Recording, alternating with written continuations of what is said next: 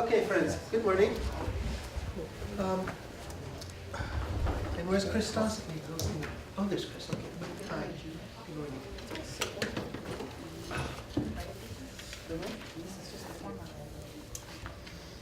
So, good morning, everyone.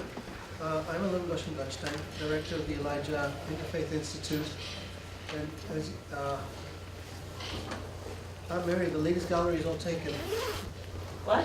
The ladies' gallery is all taken. You'll have to sit down. Goddess gallery. The goddess gallery. The goddess The goddess gallery is all taken. Is this a synagogue or what? No, it's the goddess gallery. The men down on the first floor and the ladies up in the gallery looking on? Reminds me of my synagogue. That is so funny about the interpretation. I know, it goes right to the synagogue. Hi, how are you? I kept thinking of it as fabulous because we are right on top. Yeah. Everything is a cultural interpretation indeed. Okay, so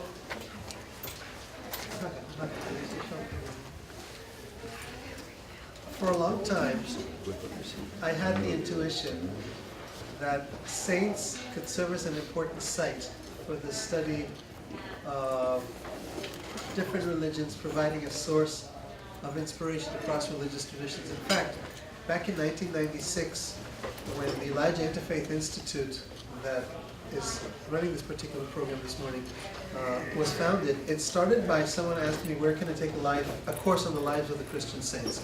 So there were, in view of the fact that there wasn't anywhere in Jerusalem that could be done, we end up creating an institution, and with time, we've done some work on it.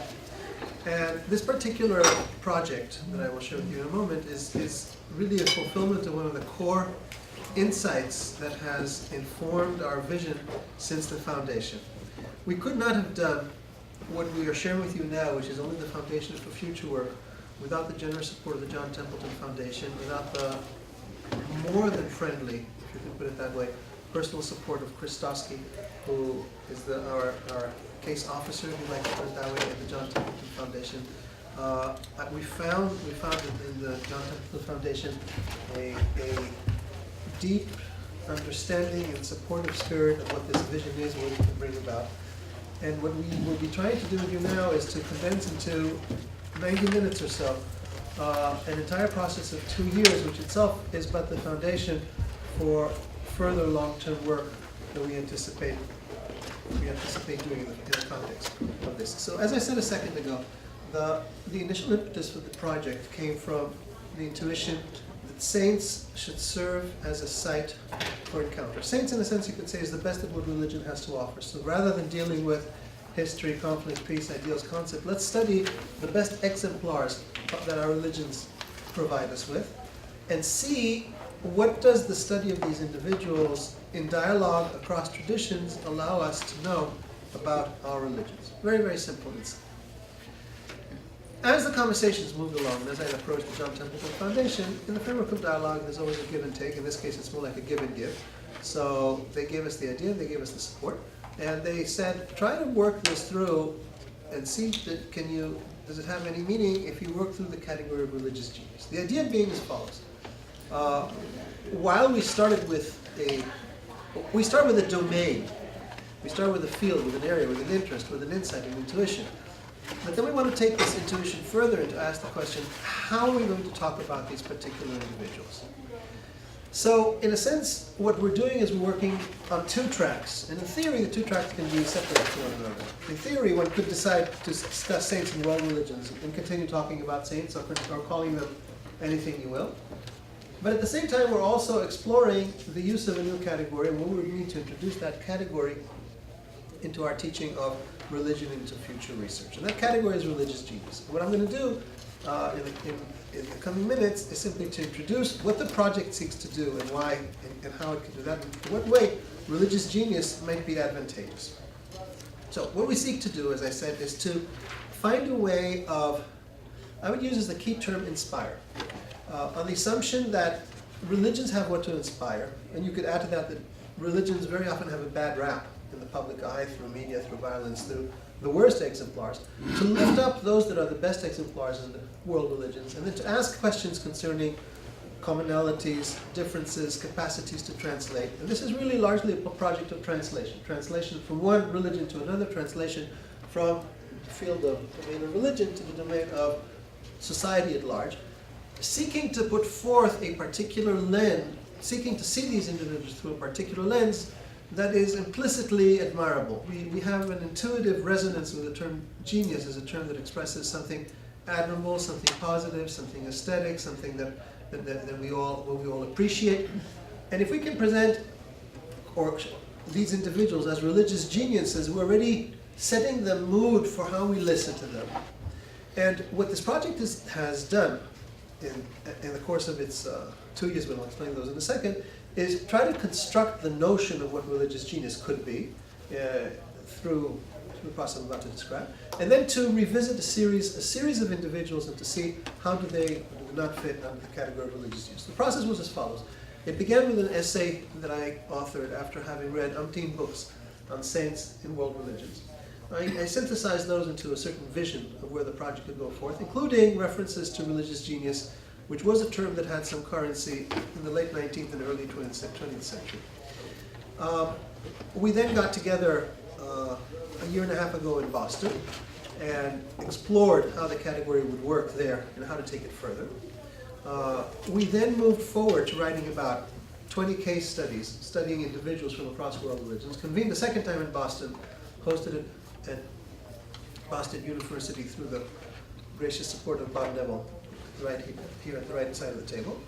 And then all this got synthesized in the final version of the concept paper that I have here that I'm happy to share with you now and that we can also go further into at this evening's reception. As I believe all of you know, and if you don't now you do, this evening from 7 to 8:30 we have time for you and for others to discuss further the ideas of religious genius and to see both a chance to interact with our group and to see who might find their way to our future project based on common interests and either wanting to know more or wanting to become further involved. So what we're looking at now is our way of sharing now with the world, and you're all the world today, sharing with the world the concept, the process and the concept and the goals and the benefits and the aberrations of where it is that we'd like to move forward to. And God willing, as this thing moves forward to, we anticipate going into a multi-year study and research and teaching agenda. We see, maybe I can put this very briefly, we see in religious genius multiple avenues and multiple ways of reaching out. On the one hand, it's a category that we see could be useful for study of figures through a new light. Our review of the literature indicated that the study of the history of saints tends to focus on certain issues. Those issues are the issues that are primarily sociological in nature, addressing the point of contact between the holy person, the saint, and the society, bringing about transformation, negotiating power relations, etc. And much of this has taken place primarily within a Christian milieu, and therefore the Christian study of saints, both conceptually and sociologically, has set the pattern for the study of saints in other religions. What we've been seeking to do is to develop an approach that would allow us to do two things. First of all, not look exclusively, and I'll be followed shortly by other group members who are going to discuss the relationship between the interiority and the exterior manifestation of the power of the religious genius, but to develop a methodology that allows us to access something about the interior life of the person. So we can ask the question, who are these individuals? What is it about them? Can we recognize deeper commonalities in the core of their being and not only address how they manifest within or find expression within certain social settings? And to do so from a perspective that is not indebted primarily to one religion rather than the other, but is some meta category that would assume into it the various categories that have been developed within individual traditions or be in dialogue with those traditions. so that its capacity to translate between religions grows precisely from the fact that it's not one religion that's providing the category and then other religions have to share with it, but from the fact that the different religions can all contribute to the category, and the category is being constructed with some degree of neutrality. I don't want to say objectivity, that might be asking too much, but at least it's being constructed through a combination of forces that are coming from multiple religious traditions. So, in saying that we want to speak of religious genius rather than saints, we already explained now some of what it is that we seek to do. We're trying to work through a category that touches similar subject matter, but without some of the biased predispositions and research foci that characterize previous work. But there's another aspect to it, which is that the particularity of the individuals that are studying are going to be very different under the rubric of religious genius as compared with the rubric of saints. Rubric of saints, very often when we think of saints, we turn to saints when we want to get help, intercession, prayer. Very often saints are people who have specific accomplishments within their traditions, very often local traditions. They've done something important for the church. A fascinating moment talking recently to the head of the Vatican's office in charge of making saints and seeing the criteria that they operate under and realizing that we're after something completely different than what is currently driving the church's quest for canonization. Those people are all good people, important people, valuable people, but they don't necessarily have the capacity to translate across traditions. In fact, the church had to create a second category, that of doctors, in order to go beyond the category of saints in the more limited sense. And we're trying to put together a category which really ultimately points then to the sage saint. And the brief definition of the people we're after are people who are innovative in the field of their religion, that have a new answer to core questions of existence, that have the capacity to spell out, to provide solutions to deep questions. These questions can vary. They can be questions in multiple domains. It can be in the philosophical, in the theological, in the ritual, in the liturgical, but they have a new way of stating reality, a new way of stating what their tradition is about. In a sense, they restate its meaning in a creative act that redefines religion and brings about transformation within the tradition. So it's not only exemplars of the good, not only exemplars of the ideal, but people who have the capacity to restate, redefine, give new sense and meaning to that. And in this sense, they are inspiring and potentially inspiring across traditions. And what we seek to do in looking at these people is not only to describe what it is that they have done that is new, but also to look at who are these people and to what extent is their capacity to bring about transformation within their religious tradition indebted or ingrained or grounded in their state of being. So it's seeking this balance between what most people are more comfortable studying because A, because it's more readily measurable, and B, because the academy more readily supports and appreciates these categories, and between the quest for interiority, the quest, even if you can never get to the end of it, but the quest for understanding these people in their very being. And in order to attain, I don't have to stop at all because I don't have a watch. And in doing so, I found it. And in doing so, what we did was to develop a model. And that model means that rather than taking one person's ideal, we put forward a kind of tentative model by means of which we will visit these particular individuals and try to see how we can describe them. This model has been subject to much discussion. It started with a model that I put forward, a model of 6 points. What the group did as part of this group work is to turn that model into an open-ended model. With the idea that as the project advances, more and more characteristics are added to the model. Religious communities are invited to identify their heroes in relation to and dialogue with this particular model. And then the model and the list sort of feed off each other so that the model can grow.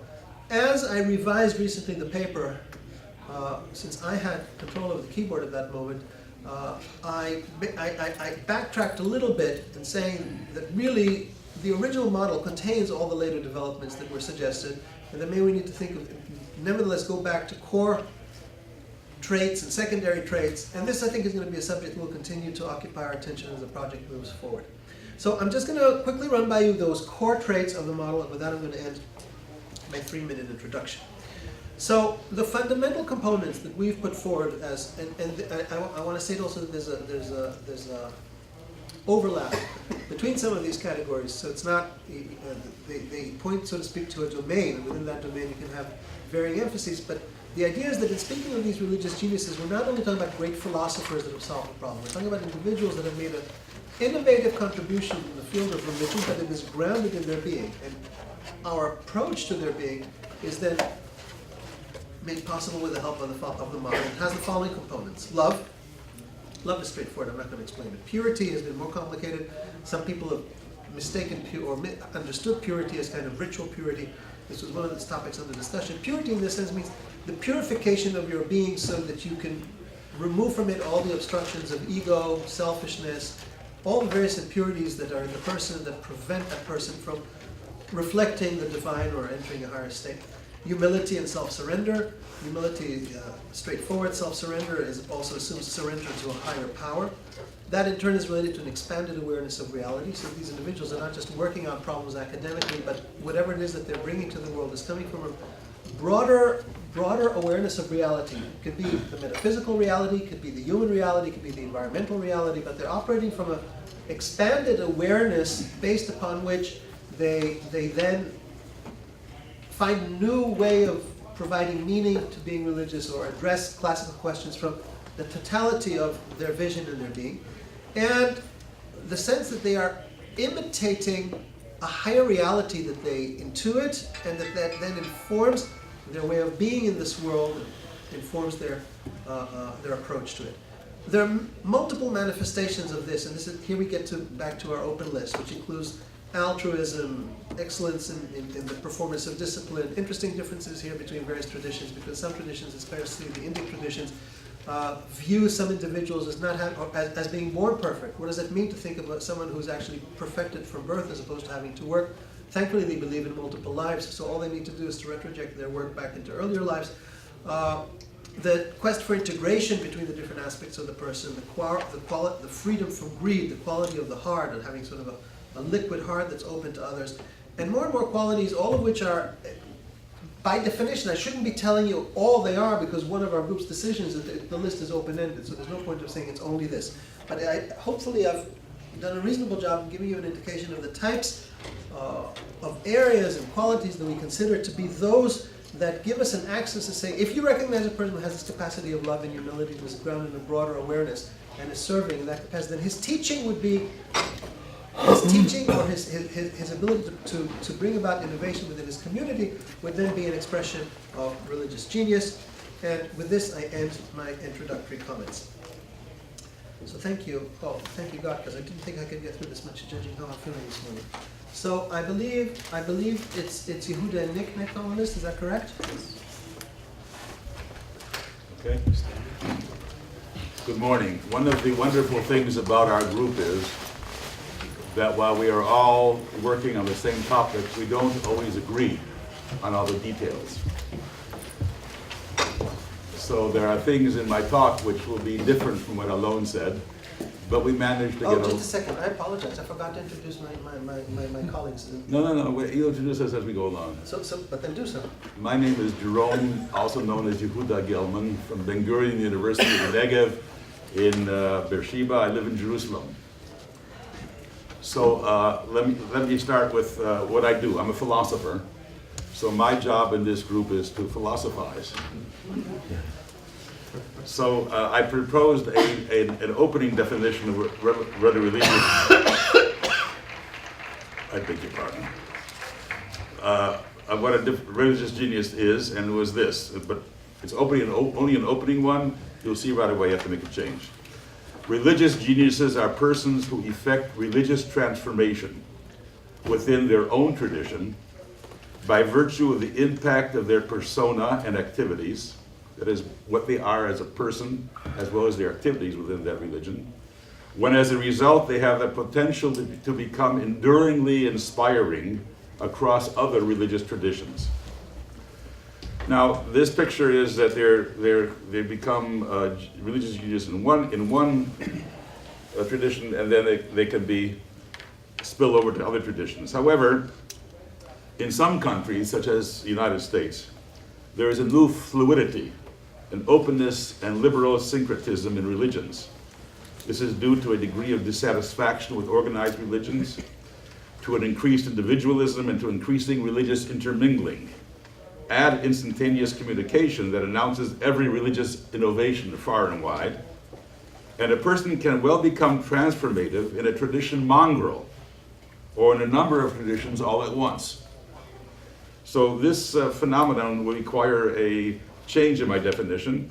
I want to send you to a recent book by Diana Butler Bass called Christianity After Religion. But the main part of the definition I want to talk about, that is a person who effects religious transformation within their tradition by virtue of their personality, their personhood, and their activities, and they are such as to become enduringly inspiring across other religious traditions, beyond their own religious tradition. So first, what I mean by transformation. A person can be transformative in one of two ways. One way is by being inventive, which is what Alon stressed, creating or being important in creating something new, including a new religion. A religious genius might bring about transformation by transforming a segment of an extant religion or by creating a new religion. So Luther would be one who changed an extant religion, and Muhammad would be one who offered a new religion. But I want to also recognize a second way a person could be transformative, which is by transforming religious lives of devotees, which does not require a substantive innovation of substance, but might be providing what I would call a cognitive wallop. That is, gives a wallop to what people already know, already believe, or want to believe, and it does not provide any new artifact. Instead, it drives home in vivid terms and with a deep emotional response what is already known or believed. And I think this is one of the reasons why Soren Kierkegaard is admired, because although he had things to say about Christology and so on, but his main thrust was driving home the Christian message and trying to bring people back to it, and that was transforming to that extent. Now, an important point now. A person can be religious and a genius at religious tasks without being a religious genius. Let me explain. A woman might be religious and be a genius at organizing religious activities, yet not be a religious genius in the sense that interests me. Or she might be a person might be great at creating religious poetry, yet not be a religious genius. She's simply religious and also a wonderful poet. So that's not yet what I mean by religious genius. This is where the element of the person enters, and this is what Alon was talking about. What we need for religious genius to be an independent category is the notion of an integrated self. And here I'm modifying the work of Robert Emmons, the psychologist who's written about integrated self. But I have changed it a bit to my own purposes. I propose that a religious genius is an integrated self, when that approximates, number one, a self that has an ultimate goal, what's ultimately important, as its sole long-ranging aim or orientation. Integrated self is integrated then around one telic purpose.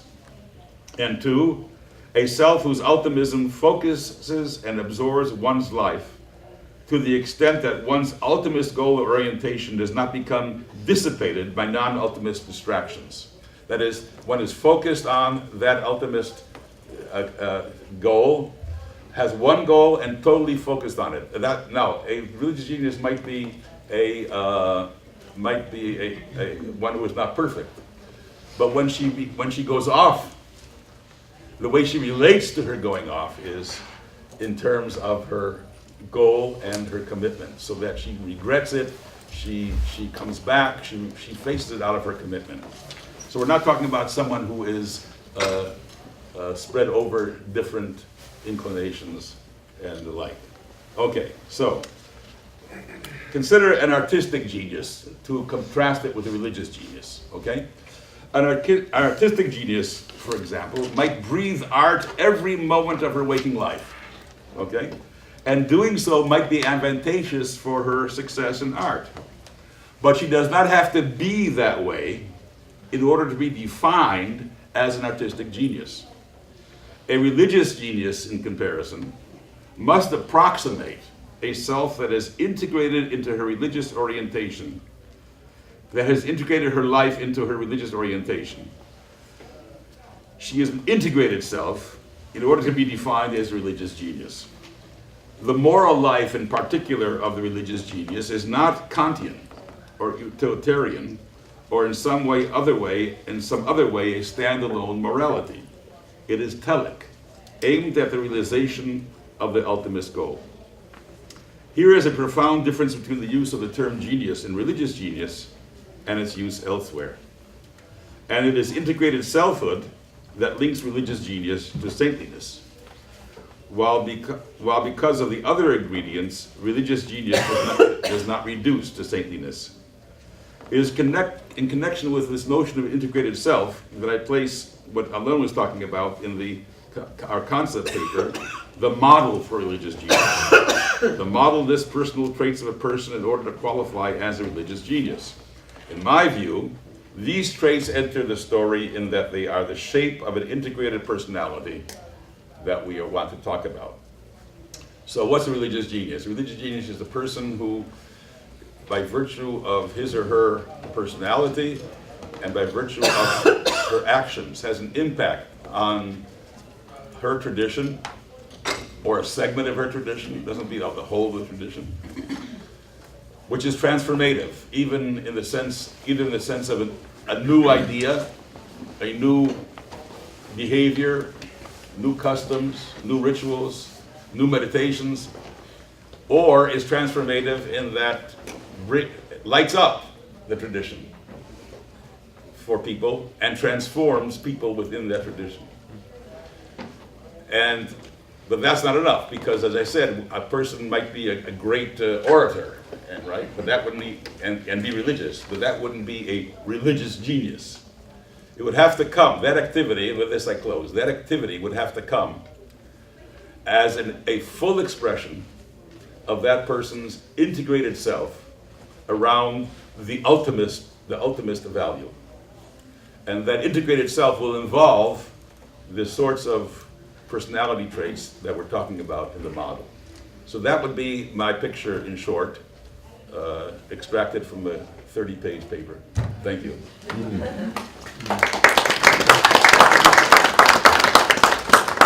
Hey everyone, I'm Nick Zanetti. Let's see, I live presently in Rome. I was asked to participate in this project because I was theoretically a social scientist, but I guess my primary training now is in philosophy and science and religion. So that's more or less where I'm situated here. My paper is working together with Yehuda's insofar as it tries to add a little bit more to the account insofar as making sense of the relationship between interiority, which is this concept we're struggling with, and the public domain. So we began our project trying to make sense of the term religious genius. This paper sketches some of our conclusions. To begin this discernment process, it's first important to distinguish a religious genius from the category religious genius.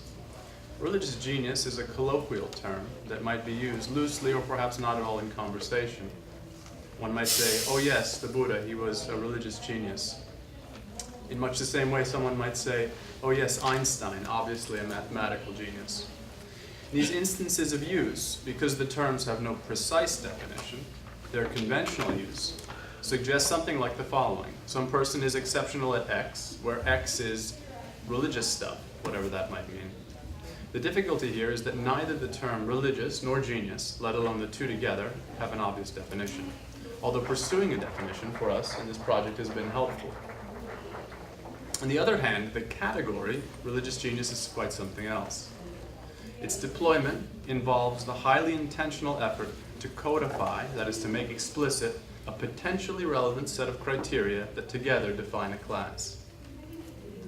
Our effort to articulate what kind of thing a religious genius is involves creating a category, then, consequently.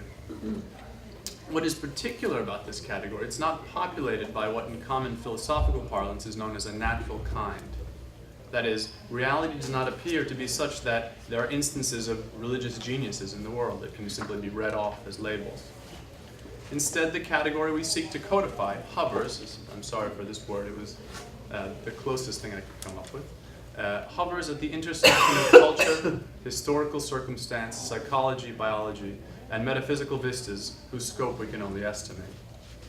And it is the multidimensional character of this category that directs us to acknowledge that this codification is an effort in calculated bricolage on one hand and pure hypothesis creation on the other. While the term religious genius ultimately refers to some particular individual, the category is best described as an event. Indeed, as our conversations evolved, we came to replace, to some extent at least, the term religious genius for religious genius event, since the term much more effectively captures the total scope of what seems to be involved in the characterization of significant religious figures. Conceived as an event, our category is not exclusively or even primarily a description of a kind of person with a particular set of interior traits, but of a kind of socio-historical circumstance in which some actual or constructed individual exists as an organizing principle of that event. The relationship between the putative religious genius and the event is complex and would require a long time to fully outline. In fact, we talked for 80 hours total about this. However, it is possible to trace... Non-stop. Non-stop. It is possible to trace the more important formal relationships we articulated in our discernment efforts. Because describing these formal characteristics would already require having this background available, which you don't, we've opted to describe the relationship between genius and event analogically. To wit, it happens that this relationship is very similar to the relationship between art objects and the communities in which the art objects exist. And this should prove a more familiar context in which to relate the genius-event relationship. There's an institutional theory of art, if anybody is familiar with aesthetics and the study of aesthetics. This theory of art suggests that the existence of fine art is predicated on the confluence of two factors. The first is some artifact or object that functions as a possible artwork. The second is the participation of, in capital, the art world, which is a socio-historical matrix in which the artifact is acknowledged, located, judged, and used. There are a number of important yet subtle claims built into this definition worth mentioning, since they suggest similarly important themes about our category. The most important is that the theory rejects ontological theories of art, that is, theories that argue that there are such things as art objects that are intrinsically, objectively, and transhistorically significant as fine art. The artifact in the art theory functions much like the religious genius within the event. There is no set of essential characteristics the genius possesses that qualifies them for this role. Instead, the individual is a candidate that becomes a religious genius primarily as a result of their celebration within a given socio-historical community, in many cases not even their own. A second interesting implication of this view of art is that the art world is critically implicated in surfacing particular instances of art, and that once identified, these artifacts have a dialectical and further transformative effect on the art world in which they were identified. In this way, the contingent existence of the fine art object is clearly a reflection of art world, capital A, capital W, values, which are then again transformed by the presence and reabsorption of newly received art objects. In a similar fashion, communities identify specific individuals and pass over others as religiously important. Consider the number of dissenting Jewish contemporaries living during Jesus' life who never achieved the same notoriety.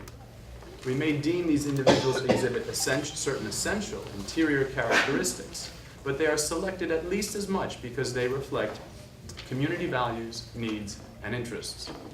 In this way, the act of identification and celebration function to express the narrative exigencies of the community, as well as reflecting something about the individual. Finally, the art theory suggests that the evaluation and nomination of specific art objects within the art world has an organizational impact. That is, the art artifact serves to perpetuate the organizational structure of the art world, and very likely the larger context in which the art world exists. These objects appear in museums and galleries, homes, and on the street. They become emblematic of times. They become definitive expressions of collective sentiment the community then negotiates and digests in a process of ongoing self-examination and reinterpretation. In a similar way, the religious genius event involves the organized behavior of a community around an individual who has been deemed religiously important. This figure's presence in hagiography, canon, recorded speeches, or as actual physical remains serve as a focal point around which individual and communal worship practices, rituals, holy sites, values, and fantasies can be organized. The community becomes community under and around the religious figure. Ultimately, defining the category of religious genius in terms of an event offers a series of advantages. We struggled with the notion of evaluating and characterizing a putative religious genius's interiority because of the serious epistemic problems associated with trying to be clear about things like feeling states, emotions, and thoughts. Furthermore, defining the category in these terms leads to a more serious methodological difficulty. That is, what interior states ought to be explicitly linked with the category, which are less important. Following these difficulties still is the problem of locating figures recorded to have exhibited a range of other more problematic thoughts and behaviors. Abusiveness, alcoholism, not actually believing, any number of things. And finally, there's the small matter of the fact that it isn't altogether clear that some of the religious figures that we're interested in studying ever existed as portrayed. It's a problem. Under our formulation, interiority is certainly important, and an effort has been made to organize this material. Along I talked a lot about this. However, construed as an event, the emphasis on the individual's sincere inner life and intentions is de-emphasized. The individual is instead characterized as an ongoing principle within a given community's complex play of culture, historical circumstance, and narrative exigencies. The I would put that into my persona. Okay. In other words, put the persona with it. I'm sorry. Sorry, the last line. As against the category, which is developed by observing similarities across public instances of organization, rather than exclusively from an imagined inner life. Thank you.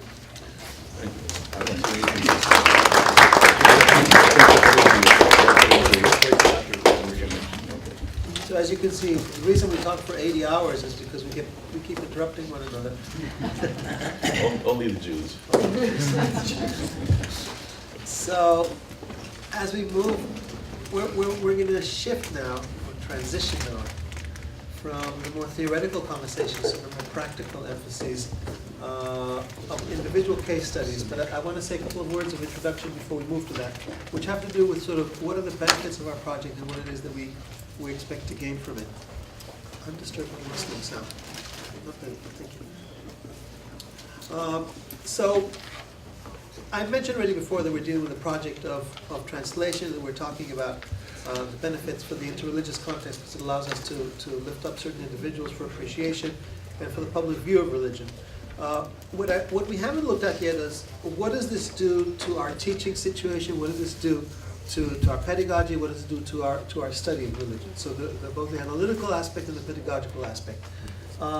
It could be that there will be certain individuals who will emerge unequivocally as religious geniuses by everyone's consent. In fact, right after we as a group conclude, and before you as a group, that is to say the audience, have a chance to join the conversation, I'm going to ask you to jot down a few responses to this, which will capture your own intuitive sense of who fits the bill of a religious genius.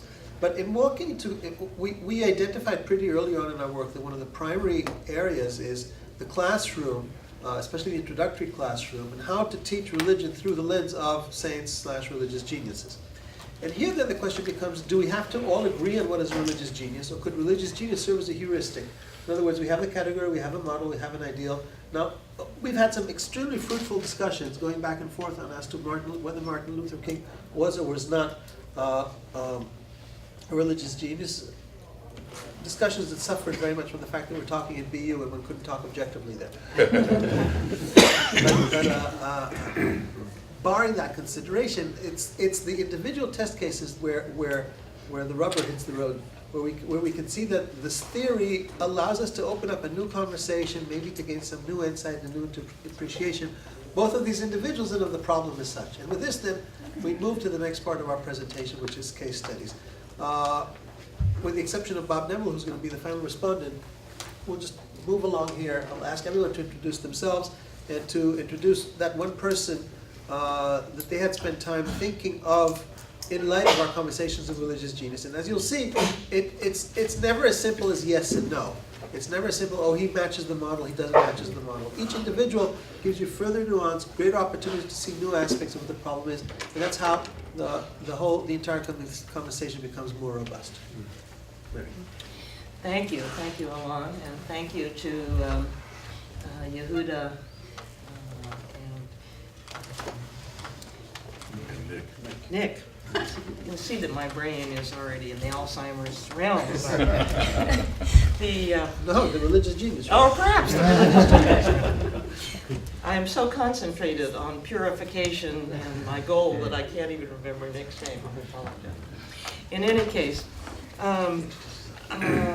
my assignment for our meetings, I'm Miriam Levering, and I am emeritus from the University of Tennessee, and all my career has been spent studying formative people, formative Zen masters in the Zen tradition, primarily in China, and also women in the Zen tradition, or the East Asian Buddhist tradition more generally. So I came to this project with my beloved Zen figures in mind. Are they religious geniuses? Were they religious geniuses, since the ones that I'm most concerned about lived in the 12th, the 13th, or the 17th centuries?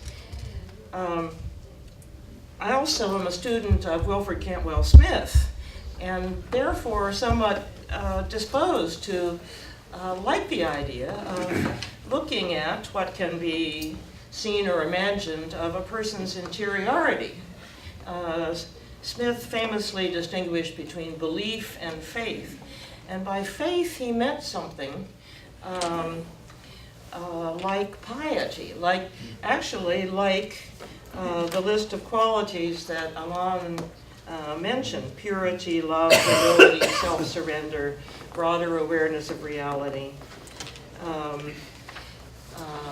kind of transcendence of self in the service or the realization of something much higher, which he thought was essential not only to the personal life, but also to the creation of ongoing civilizations. So this project was attractive to me for those reasons. However, when I looked for purity, love, humility, self-surrender, broader awareness of reality, and imitation of a sort of purifying imitation, ever seeking greater conformity to a higher reality, in those I had studied, I found very little of that actually expressed, right? Zen masters are not telling you all about their interior life. In the kinds of sermons and letters and dialogues with students that have come down to us, Zen masters hide those things, actually. Well, but when I must say a benefit of this project is I looked more closely at the writings that have come down, and I found certain strong indications of several of the qualities that Alon had identified as the person himself, right? In the person himself, who's worthy of being called a religious genius. Certainly, Zen teachers are expected to have an eye that others don't have. See people, see situations, see reality, events in a way different from the way others see them. And to be able to speak from that way of seeing, right? To speak from a kind of wisdom and compassion which are beyond the reach of most ordinary kind of self-centered people who are organized around the self.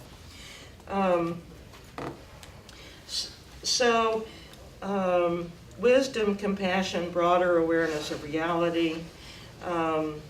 If we could call compassion love, which is always a good question. Rarely do they speak about their self-surrender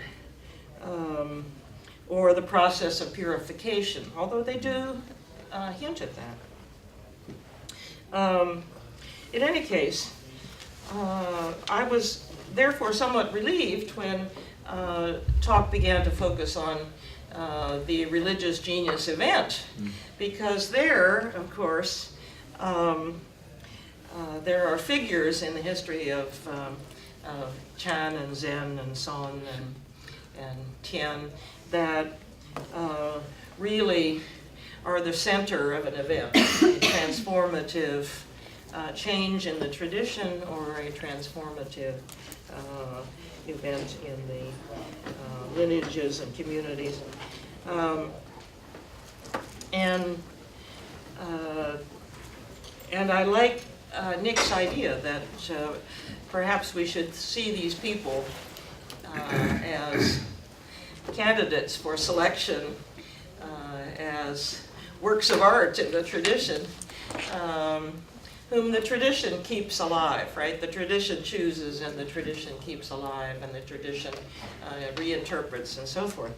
And I think that is definitely the case of the figure I've devoted most of my life to studying, a man named Dahui Zonggao, who lived in the 12th, active in the 12th century in China, who really invented and used and spread and left as a tremendously important legacy that the later generations took to be tremendously important, the practice of koan study, the study of now, it's interesting though, when you look at, he also writes rather autobiographically, or in his sermons he preaches in a rather autobiographical way, so he gives you a sense of how he prepared to become an awakened person through self-purification, through imitation, conformity to the ways in which an awakened person acts even before he was fully awakened. Through the developing practice of the developing of the wisdom and the wisdom eye, not just sort of a gift of such a thing, but the practice of its development. But there's an interesting thing. Dahui Zonggao, whom China, Korea, and Japan, Rinzai Japan, look back to with tremendous admiration for his person and for the legacy he left to them. He was famous in his own time for attacking unmercifully and probably unfairly a rival group of Zen teachers. In fact, one of his main political patrons and students who was powerful at the time wrote that his beloved teacher Dahui was being slandered and attacked at the time, right, for the way in which he was going on about these other people. And it really made him angry that this was happening to this incredibly wise, compassionate person. Well, and later generations, at least in those who liked the art that he had done, said that all of that attack of other people was his infinite compassion. Right? He had been so compassionate that he did this thing which would get him condemned to a hell in the Buddhist tradition. Most masters would avoid any such thing as public attacks on other Buddhist teachers, but he, later this was evaluated as a tremendous act of generosity to future generations. Okay, that's all I'm going to say. I've really enjoyed, and I would welcome you to, the very intense, fascinating discussions we have about all the possible ways of identifying and valuing religious genius, and you've heard some of those reflected so far. In other words, what you're saying is that just putting forth a question creates the kind of exercise that's enriching and allows us to see things in new light. That's right. I have seen things in Dahui, Zonggao, that I had not seen before because of this inquiry that we've been doing. Thank you for doing a plug and a PR part. Introduce yourself first. Excuse me, I'm turning it off. Oh, that's great. It has to make noise to be turned I'll off. be the only panelist who's introduced with musical themes. So my name is Timothy Giannotti. I'm currently at the American Islamic College, which is a new university in Chicago. And it's been a great privilege to be part of this project. One question that emerges in response to the presentations that have been given before, and I have to say that there's a palpable sense of love and respect even in the argumentation that we embrace as a group. But is it possible, if indeed we liken the religious genius to an art object, as Nick I think in a very suggestive and helpful way does, I'm wondering what that means about religious geniuses who are not recognized by their traditions. Is it possible for there to be a religious genius who may be recognized 100 years hence or 500 years hence? And so it may be that we are living in the presence of religious geniuses that we cannot recognize because of our proximity to them and because of the fact that the needs or the exigencies of the community have not yet ripened to receive their teachings in such a way. But this is an interesting question that I think we have to keep before us. Yehuda would say that about Kierkegaard. Right? And it does happen with art objects. Yeah, it does Very with posthumous. indeed. He was ignored until much later. Yeah, it's the miserable fate of an artist, right? Is that the recognition, the posthumous recognition. So although he lived and died nearly 1,000 years ago, Abu Hamid al-Ghazali remains one of Islam's most celebrated, challenging, creative, and persistent minds. Hailed as the great renewer, mujaddid, and living testament or proof, hujjah of Islam in his era, he is credited with restoring a wholeness to the religion through reviving a teleological consciousness and reinfusing the faith and the practice with a mystical spirituality that included a practical science of spiritual formation, as well as a theoretical noetic initiation into the mysteries of the faith. That is, the spiritual realities that transcend the linguistic and symbolic expressions that point to them in scripture and in theology. And while I, like my colleagues here, and many more who are not here today, have already developed a preliminary paper exploring the particular genius of this medieval Muslim sage, I will here just offer a few thoughts about why the theoretical category of religious genius works for al-Ghazali and indeed for me, and how this category has opened up my own academic consideration of his life and his legacy. I too, like Miriam, I too was greatly helped by Nick's contribution of the notion of the religious genius event. Because, like many people in this room, I was taught to read and analyze texts in graduate school. And so my gradual acquaintance with al-Ghazali was always mediated by texts that we judged to be authentic to him. And if I had to argue for his sainthood, I would have to develop a tradition-specific set of criteria for this evaluation and find textual evidence that would allow me to make claims about his interiority. More, I would be compelled to search among his contemporaries for evidence pointing to the presence of telltale characteristics identified with my criteria. All this would lead to a rather subjective and confessional statement concerning my view of the legitimacy of his status as a saint, as a Muslim saint. Approaching him as a religious genius event, however, allows me to speak of the creativity and transformative power of his ideas and the powerful transforming wave these ideas generated within the tradition, a wave that still has real force today.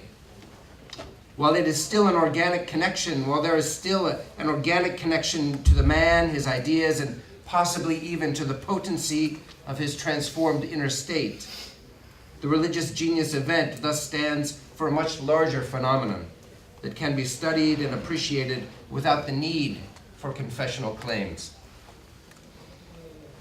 Indeed, the religious genius category challenges me to think about the inspirational value of this genius even outside the bounds of his tradition. This is one of the criteria I think that we agreed upon, was this notion of the ability of the religious genius to be appreciated and even to be found inspiring outside of the bounds of her tradition or his tradition.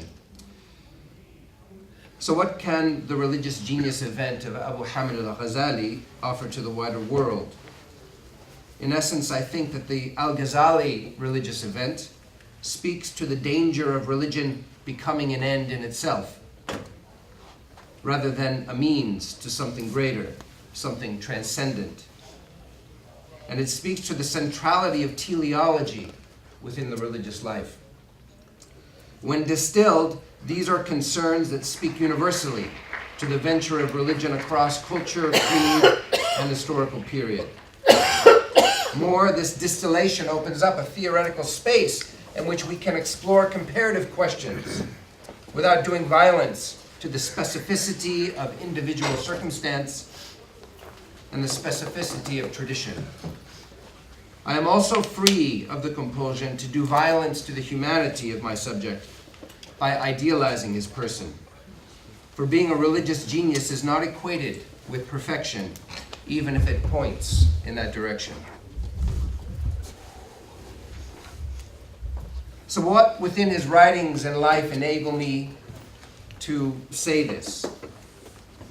The first point is that he offered a masterful and alarming diagnosis of the spiritual sickness of his moment, a sickness that, as it turns out, is perennial. And this includes the usurpation of religion by ego and by empire. He also had an ability to offer innovation in a tradition that deems all bid'ah, all innovation, as dalala, as misguidance. And so he was able to offer innovative solutions under the guise or under the banner of restoration. And this was part of his genius. He also had the courage to live a profoundly idiosyncratic life, even a spiritually extravagant life that brought tremendous criticism from many of his peers. To signal or exemplify the dramatic shift he called for within his community and within the tradition.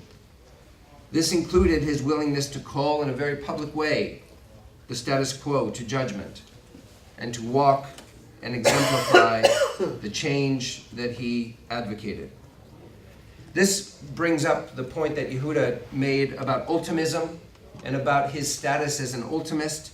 It also brings up Yehuda's point about the integrated self, that is, someone who's not just speaking words of genius, but is infusing those words with some kind of personal power or integrity that is signaled by his willingness to offer himself completely and wholly to the, that is with a W, completely and wholly to the transformation that he was advocating. And I'll just end with a small reading from his own autobiography.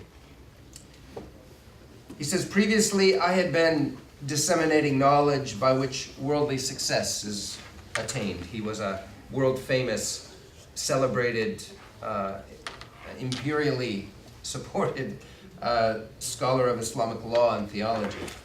By word and deed I had called men to this knowledge, and that had been my aim and my intention. But now, he says, I am calling men to the knowledge, and I hope we, after 1,000 years, I hope we can forgive his gender exclusivity here. He says, but now, he says, I'm calling men to the knowledge whereby worldly success is given up, and its low position in the scale of real worth is recognized. This is now my intention, my aim, my desire, and God knows that this is so. It is my earnest longing that I may make myself and others better. I do not know whether I shall reach my goal or whether I shall be taken away while short of my object. I believe, however, both by certain faith and by intuition, that there is no power and no might save with God Most High, the Mighty, and that I do not move of myself, but am moved by Him. I do not work of myself, but am used by Him. I ask Him first of all to reform me, and then to reform others through me, to guide me and then to guide through me, to show me the truth of what is true, and to grant of His bounty that I may follow it, and to show me the falsity of what is false, and to grant me of His bounty that I may turn away from it. And so I have found the theoretical category of religious genius extremely helpful. And while I know that some of us and some of our papers may find that this category leads us to the interiority of the person that we study, in my case, it kind of relieves me of the need to make claims about the interiority of the Al-Ghazali religious event and to focus rather on the transformative, creative power that he exercised within his community and still today wields within a Muslim community that continues to suffer from the usurpation of religion by ego, by politics, by empire, and also by the fetishizing of law and the neglect of teleology, which Imam Ghazali considered to be really the only quintessential religious science. Thank you. Just to avoid any possible misunderstanding what you said, are you saying that you don't have access to his interiority? No. Why is it that religious genius relieves you of the need to get there? Well, what I can do is I can find glimpses of his interiority, but at the same time, I feel like the moment a person, and I feel this way even for some of my colleagues, Imam Zaid and Hamza Yusuf and Usama Khan and some of the people who are really moving and shaping the American Muslim scene in a very powerful way, that the moment a person becomes a public figure, they lose something of their humanity. And I think that one of the things that religious genius gives to us is it gives us the ability to stop looking for absolute perfection, even if the person's life and teaching seem to point in that direction. But it allows us to recognize the genius without placing inhuman demands upon our expectations from their character. I know this is going to come up again. It has come up already in our discussions. And I think that even while acknowledging that there is a relationship between the event and the interiority and the potency of this person's state and his ability to see something on the horizon that others were not seeing and to call his community to a higher reality or to a higher standard, I still think that it would be a violence for me to make assumptions about the perfection of his character without even if he were alive today. And I think that this process of stripping our saints and stripping our heroes of their humanity is a danger that we academically have to be very careful of. We're moving to the Goddess Gallery now. Yes. I think Amanda goes first. Excuse me, I'm Amanda Lucia at University of California, Riverside, and I am going to divide my remarks into two parts. Alon has generously invited me to be a part of this project because of my work on Mata Amritanandamai, who is a contemporary guru who is from South India. She's known as the hugging saint in the American pop media, largely because she has very large darshan programs where she may hug up to 10,000 people continuously for 16 to 24 hours without rest or food, and that's where she gets most headlines. But right now I'm also at Riverside. I'm teaching a class called Gurus and Saints. And I have 60 students or so in my class, and I assign them all case studies. And they're totally at liberty to choose whomever they think may fit into this category. And we start off half the quarter with a theoretical apparatus, which does now include this idea of religious genius. And what I really encourage my students to do is to think of examples that may be foils for what is a saint or what is a guru or what is a religious genius. And so I've had great papers on Leo Tolstoy, Marquis de Sade. Those are two great ones. Malcolm X. All kinds of interesting people who it really brings to light what our rubrics are when you put them against someone who challenges those rubrics. And I think that's some of what our discussion has done here in helping us to think through what is the very category that we're thinking of when you put it against someone who may or may not fit it, and how perspectival that much can be, right? If you really like Marquis de Sade, you're more likely to think that he could have been a guru, for example, because of his writings. You can make the case.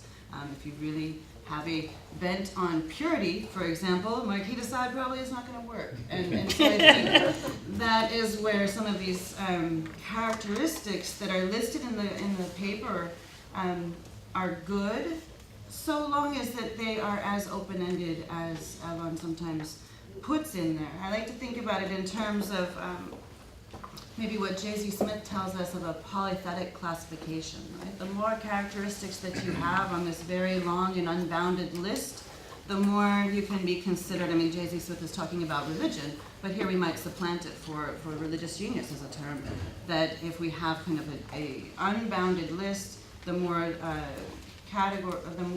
one person would fit more of them, the more they become exemplary of a religious genius. And I think that's quite helpful as a matrix of qualities rather than a fixed set of identifications. And I'll talk a little bit more about that as we get into Amma, so you don't have to remember her long name. So one of the things that came up in our discussion with regards to contemporary gurus writ large, a very significant problem that Amma is still alive. I mean, that's not a problem for her, of course, but the idea that we can look at her life and we can look at what she's currently doing and say, yes, this is a commendable quality or something that should be admired or placed within the category of religious genius. But what if she robs the bank tomorrow? Or what if, Doesn't need to. yeah, or, but what if, we have a long, I'm joking a little, but we have a long legacy, of course, of gurus who've fallen into scandal unexpectedly, right? So, I mean, the Catholic Church used to guard against this by saying that there had to be a 50-year waiting period, right, and very firm structures in place as to when someone could be put up for canonization. And that's a question about religious genius. Do we need 1,000 years, or do we need some hindsight in order to say this person fits the category? Or can we say, for now, the person fits the bill? So that's essentially one question.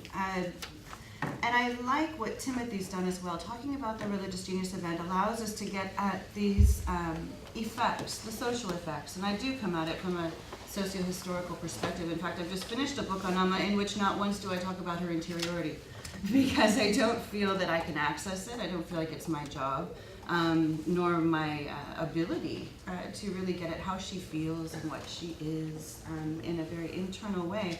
And it puts me in a confessional mode that I feel uncomfortable with, quite frankly. So I feel that looking at the effects and what other people feel around her is quite enough. When you can look at testimonials of devotees and testimonials of people who have felt changed and impacted by her life and what she does. So I'll give you just a little, so you know, those of you who may not know Amma in particular. She's a South Indian woman who is born in the state of Kerala, and she's born very much in a lower caste, a fisherman's caste, and she develops a persona at a young age where she's, you know, anytime you read hagiographies, they all commune with flora and fauna.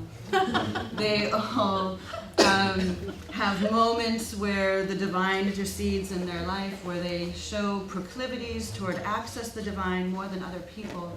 And it's precisely why these kind of, I say this in a mocking way, in a way, but not really, because when I teach gurus and saints, you see the continuities across traditions, right? Anytime that you're looking at hagiography. And so that's why in some ways, my work in this group has been quite productive, right? To see that this is inherently cross dialogical among traditions and through them. So at any rate, in her early 20s, she begins to exhibit bhavas, which are these ecstatic emotive states where she reveals, in the language of the hagiography, she reveals her true self as divine. She has as the goddess, in fact, first as Krishna, then as Devi. And then she has this outpouring of compassion and love for her fellow peoples, and she begins to hug the suffering, right? To serve the suffering and to hug the suffering. And over time, these turn into kind of elaborate programs called darshan programs, where it becomes quite routinized in the Weberian sense. She sits on stage and people come to her one after another in long succession. So when you look at this, and of course then she does that for the next 40 years, again and again, every single day, traveling all around the world, building a massive guru movement, which has a large following.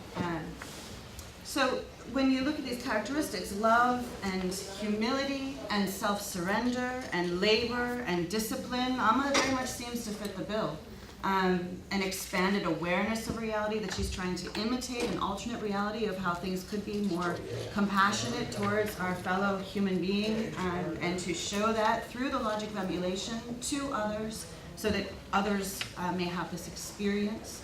So she very much fits the bill, and I wanted to just bring up the one note is that Amma's, Selva Raj quite beautifully says that Amma's hug is the discourse of defiance. Which I love that term, because as a low-caste woman, she is hugging people of all castes, all genders. There's famous footage of her licking the pus of a leper to show that Brahmanical standards of purity and pollution should not apply if we truly see all as the self and the self as other, right? If there's this moment of unity there, then we can't really have standards of purity and pollution. And so Alon has been so generous with my objections, but I would note that his footnote 33 to the purity section says, see objections raised by Amanda Lucia. So there's some sense in which I think that is one of the problematic qualities that doesn't really translate across traditions. And I think as we list these qualities, we have to be so careful to not have a certain Christian valence or a Jewish valence that has very different standards than other traditions. And so that's why I think it gets a bit tricky, and we have to really keep in mind J.Z. Smith's urging of these unbounded lists of polythetic categories that will help us to find that some gurus, saints, religious geniuses apply to some and not others. And if we keep that flexibility within the category, I think it's quite productive. So, thank you. That was kind of Vanessa, Hi, I hope you guys can see me. I'm sorry about this podium board. I hope we're gonna get some air here in a minute. Just go down. Should I get up? Yeah, get up. No, I've asked them to do something about it. Sure. Is it okay if I stay here, or would you rather I get up? Stand up. Why don't you stand up? Okay. So I'm just finding it very interesting, because we really did spend about 80 hours talking about this. I feel like I'm too short. Like I can't even. Hi. But we did. We spent hours and hours talking about this and arguing about this and objecting to this, and like we even had to eat in the room that we were arguing in. Like the food was delivered, and we just kept arguing. And what's interesting to me as I'm listening to us now post-trauma of being locked in that room, and having had space now to think about it outside of the room that we were in for a few days, is that we started it with interiority and these qualities, and it seems like now that we've. And you even came in late. That's true. Yeah. I didn't get locked And in. you and you left early. That's true. But no, but it's just very interesting that we all kind of are moving away from that interiority, even though that's what started us, and this whole list of qualities seems to be a new. So I'm just very interested in how we're reformulating it now. So my name, is Vanessa Sesson. I'm here.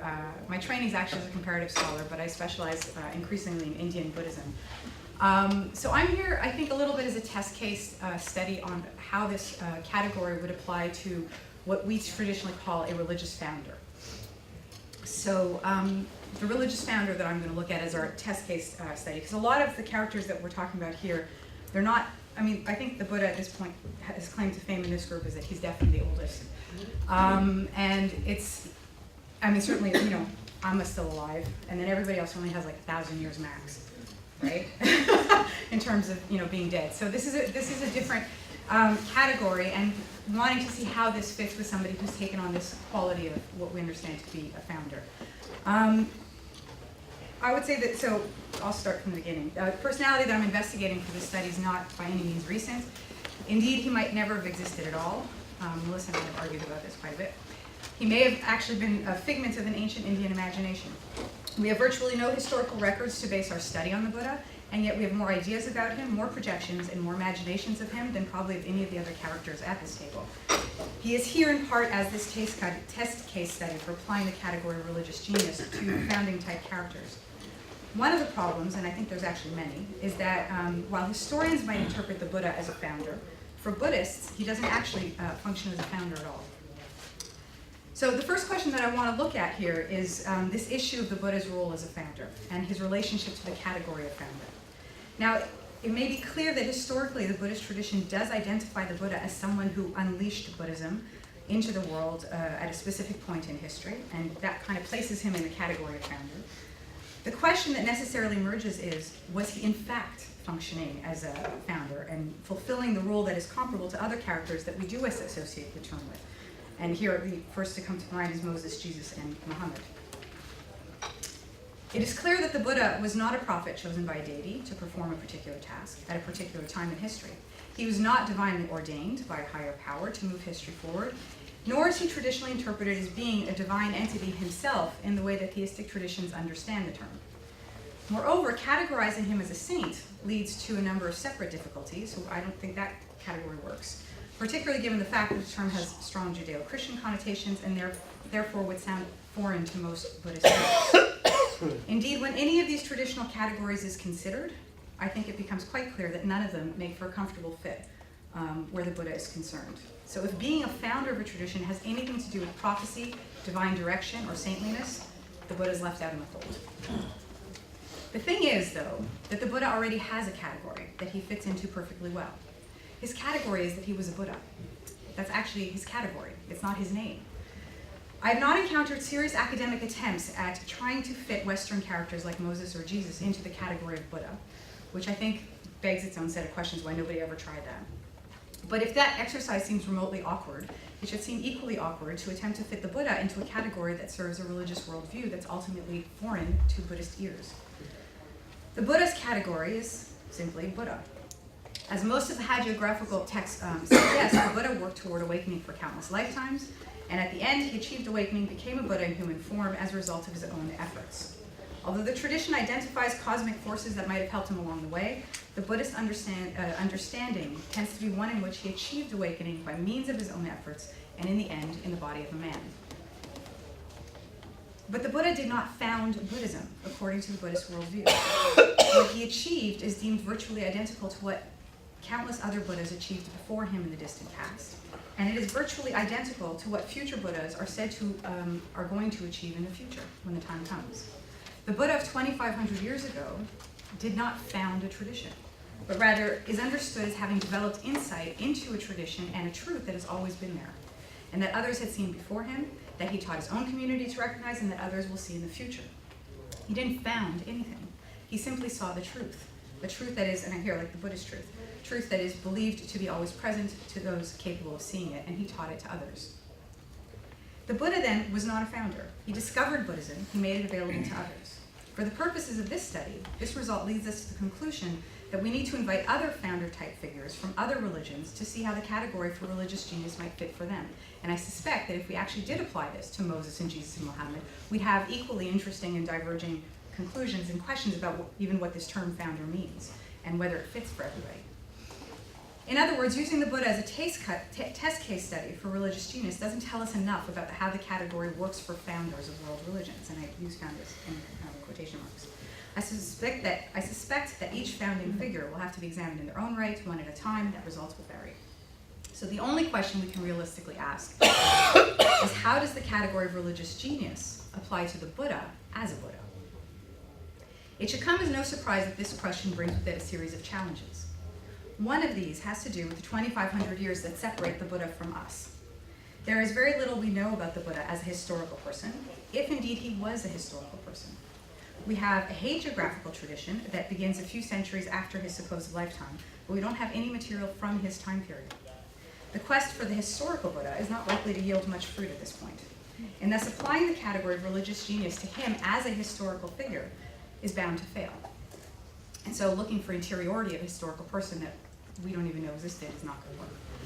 The hagiographical Buddha that developed a few centuries later and is still developing to this day has its own set of obstacles.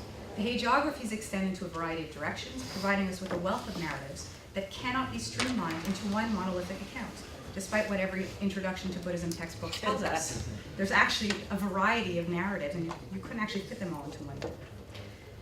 So the challenge of using the historical Buddha as an example of religious genius is that we have too little information, and the challenge of using the hagiographical Buddha as an example of religious genius is that we have too much.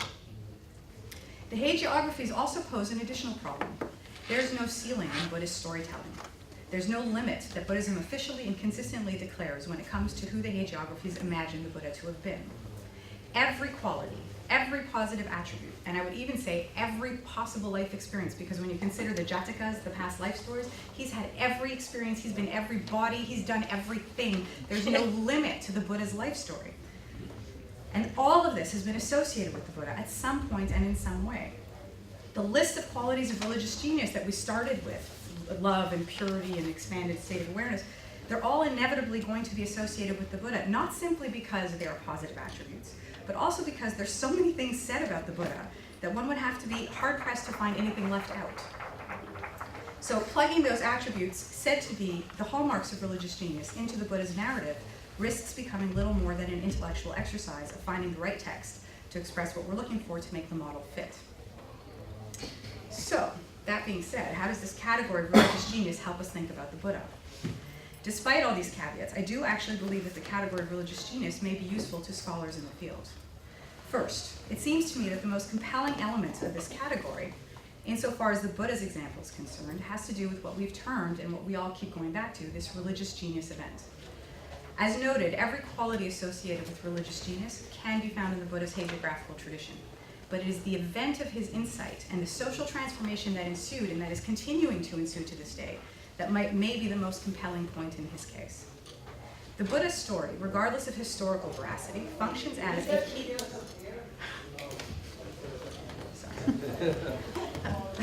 The Buddha's story, regardless of historical veracity, functions as a key ingredient in the philosophical transformation of North Indian society.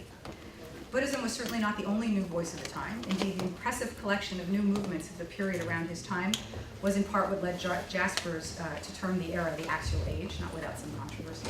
But Buddhism participated in the mobilization of the Indian worldview and helped it navigate, if I'm going to put all of that into one sentence, away from a predominantly externalized ritual perspective and into a more internalized one. This event, which cannot be isolated from its context, is one that I believe we can identify as the religious genius event associated with the Buddha. The other reason I find this category of religious genius helpful has to do with the difficulty of this term founder when it comes to the Buddha. As I said, the Buddha was not a founder, but he wasn't a saint either, and he certainly wasn't a prophet. He may or may not have been a charismatic leader. But what he was for Buddhists was awake.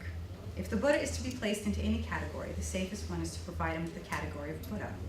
But if the work of comparative scholarship has any hope of achieving some element of translatability, we need to have categories that help us move our conversation across communities.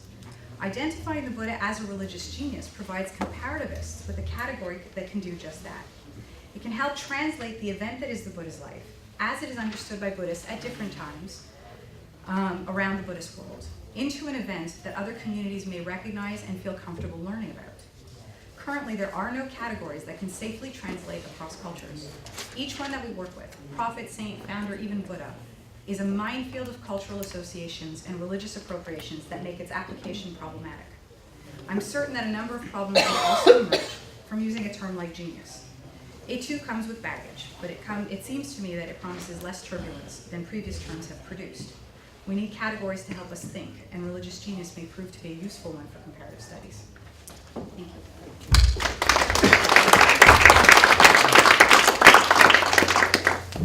So as you see from paper to paper, we seem to be unable to agree on anything except for the fact that it's useful. In the process of usefulness, it becomes very interesting. No, we keep going to the religious genius event. That one keeps working. Okay. And our last speaker will be the goddess. Which one? You. Hi, I'm Vasudha Narayanan, and my name literally translates as the earth goddess. So you can call me goddess for short today. I'm going to introduce you to a person who's been extremely meaningful in my life, at least in the last 30 or 40 years. His name is Namarwa. Granted, he's hardly a everyday name in this group, and he may not even be an everyday name among all Hindus, billion of them, at least, give or take. But he is well known among the Vaishnava community, and more than his name, his works have been very influential, at least in the last 1,000 years. There have been many words to describe the phenomena that we've been talking about over the last 2 years in this group within Hinduism. We use words like rishi, that is the person who saw. And then, but what the rishis saw was something that we hear. So they kind of used the words of seeing and hearing simultaneously. So the Vedas were called Shruti, that which is heard. And Namarwa also is called a rishi because the works that he did compose were eventually called the 4 Vedas.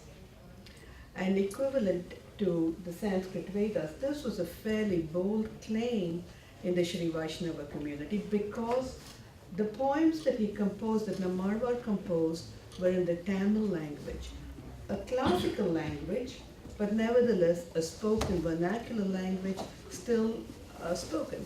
And not since the Buddha or Mahavira had a spoken language been pressed into the use of what we call religion today. So it was really a fairly fundamental transformative move, not just in South India, but within Hinduism, for having a vernacular work be considered religious, not just religious, but a Veda. And second, Namarwa is said to be of quote-unquote the lowest caste. So we're having a person supposedly born in the lowest caste, saying something which eventually comes to be called the Veda. So who is Namarwa? The Sri Vaishnava community, a community in South India, but which really controls a lot of the temples in this country in terms of rituals, considers a particular 9th century poet who calls himself Shatakopan as Nam Arvar, R Arvar. And that term Arvar is a term that would be on par with the term Buddha. Arvar means a person who is immersed deep in something. Ar means deep, Namarvar means he who is sunk deep, immersed deep. Here it is believed in the love of God. He shares that title though with 11 other people who all lived between the 7th and the 9th century CE and who all composed in the Tamil language. But what makes Namarwa special is what I'm going to be talking about today. And he said to have composed 4 works, of which the Thiruvaimuri, or the sacred utterance is considered to be the Dravida or Tamil Veda and the equivalent of the Samaveda. In some of his poems, Nammarwar speaks about his desire to be united with the god Vishnu, spoken of in local manifestations in the temple, in the villages that he goes to. And he wants to be united with him with every part of his being. The poems are fairly sensual, what we would call erotic at parts.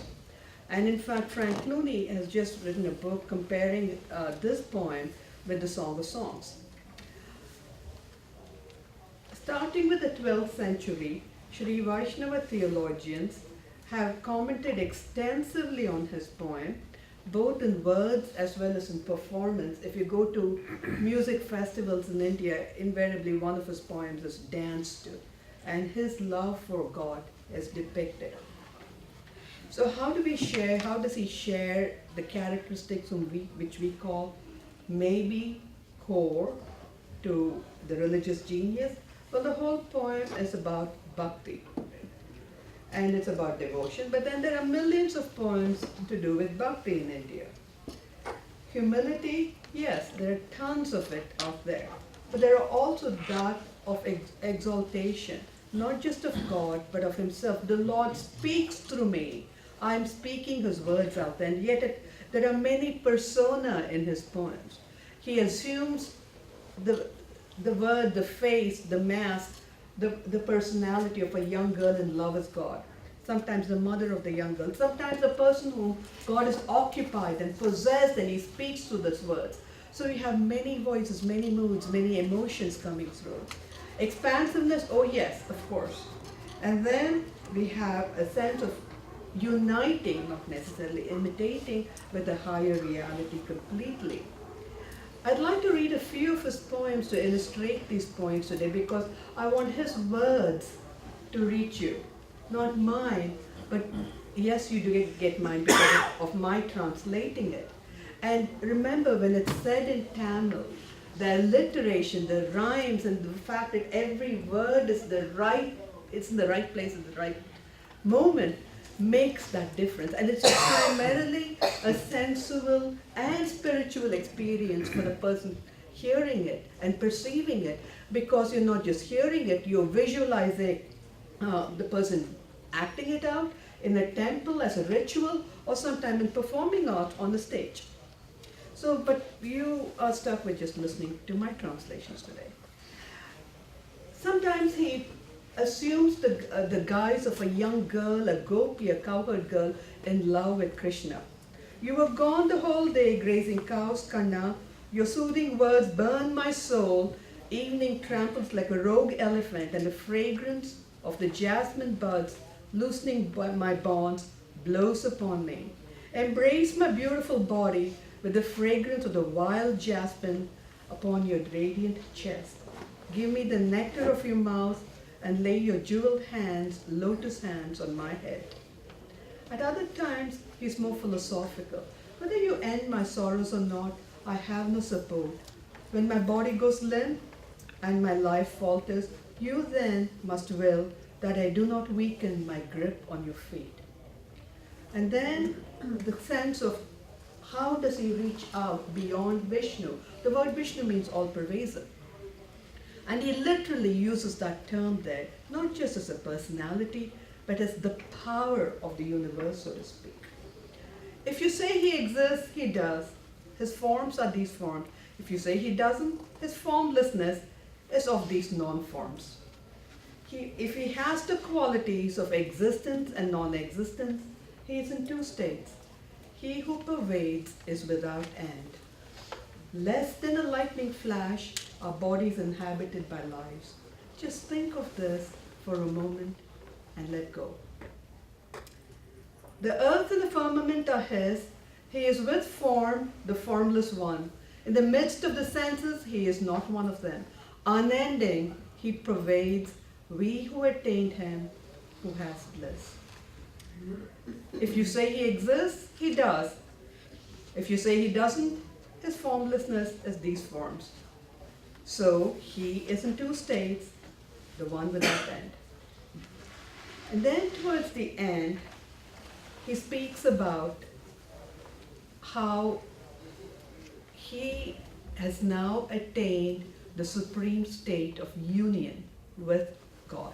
The whole poem is filled with the agony of separation, just racking in it and screaming at God, getting mad with him, yelling at him. And then at times it's like, you every now and then, you came, you were one with me. So it's not love, it's the word grace in its holistic form that I would use for him. And he says, towards the end of the poem, and here it's interesting because the poem kind of indicates he's reached the union with the Supreme. And yet in the ritual, in the temple ritual, what you find is Namarvar actually being taken, the icon of Namarvar, to God and made to fall at his feet, so he's reached moksha. But at the end of the ritual, he doesn't simply reach that moksha. Someone from the community goes there and asks, can you give him back to us? And Namarva returns to earth to be with human beings so that through his form and through his words, there's a never-ending revelation. And in this sense, he does function as a saint, as a mediator between human beings and God. And how is this seen in ritual? When you go to a Sri Vaishnava temple, or you go to a temple in the Shiva Vishnu temple here in Washington, D.C., Atlanta, Malibu, New York, they put a little silver crown on your head, and that has the feet, 2 feet on it, marked out, carved out. It's said to be divine feet, the feet of God. And that crown itself is called the name of Namarvar. And because he reached the feet of God, he's united with the feet of God, and through him, God's grace is put on your head. And this crown is put on everyone's head, regardless of caste.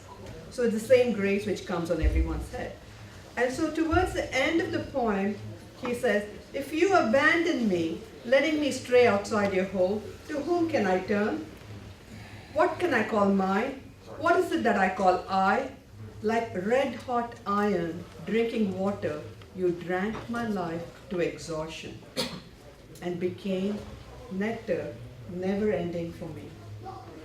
Becoming nectar that never ends for me, you dwelt in my soul, within my life, and ate them as if you couldn't have your fill. What more can you eat? What more do I want? Now Marwar, I would submit, is a religious genius, if ever there was one.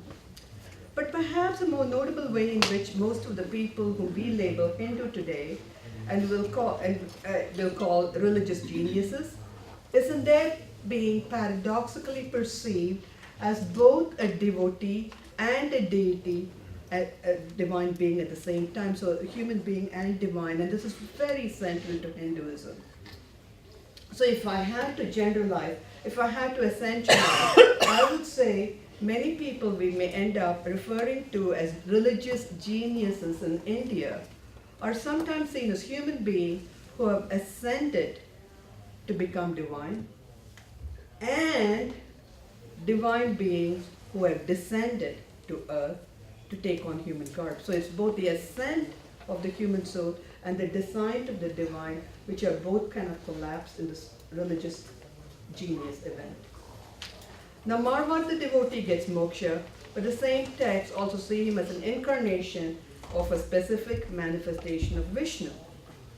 And I'll leave you with 2 verses that are emblematic of this religious genius. He speaks to Vishnu. You became water, land, fire, time, the soaring sky, the radiance of the sun and the moon. You became the destroyer and the creator. Hold aloft your disgust and calm and visit me, a sinner someday. Heaven and earth will rejoice. And the last verse, who is my companion? Frightened, I search, sinking like a ship in a stormy sea of life and death. Radiant and glorious, bearing aloft his discus and calm, he comes and becomes one, even with me, his servant. Thank you.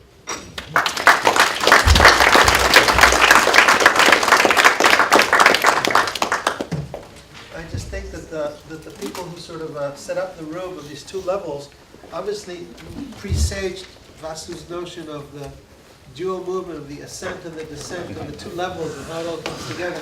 It's even structured in the layout of the room. As you can see, each one of us, it's not as though we, I say this with slight dismay, but not really. It's not as though there was this concept and then all of us took marching orders and just implemented it. Rather, every person, as they took this core concepts into their work, ended up crafting it in a slightly different way, adding further nuance, which actually shows the liveliness, viability, and the potential that's there, because this is a pilot study right now suggesting that more can be done with it. And indeed, you can see from these case examples that each one of us, while we agree in the broad strokes, in fact, there are different emphases in how each one of us pitches this, and I think the last three presentations show that very clearly. And I'm gratified because that shows that there's room for more discussion, which was ultimately what we're expecting to achieve through it. Bob Neville is going to be our respondent. Good.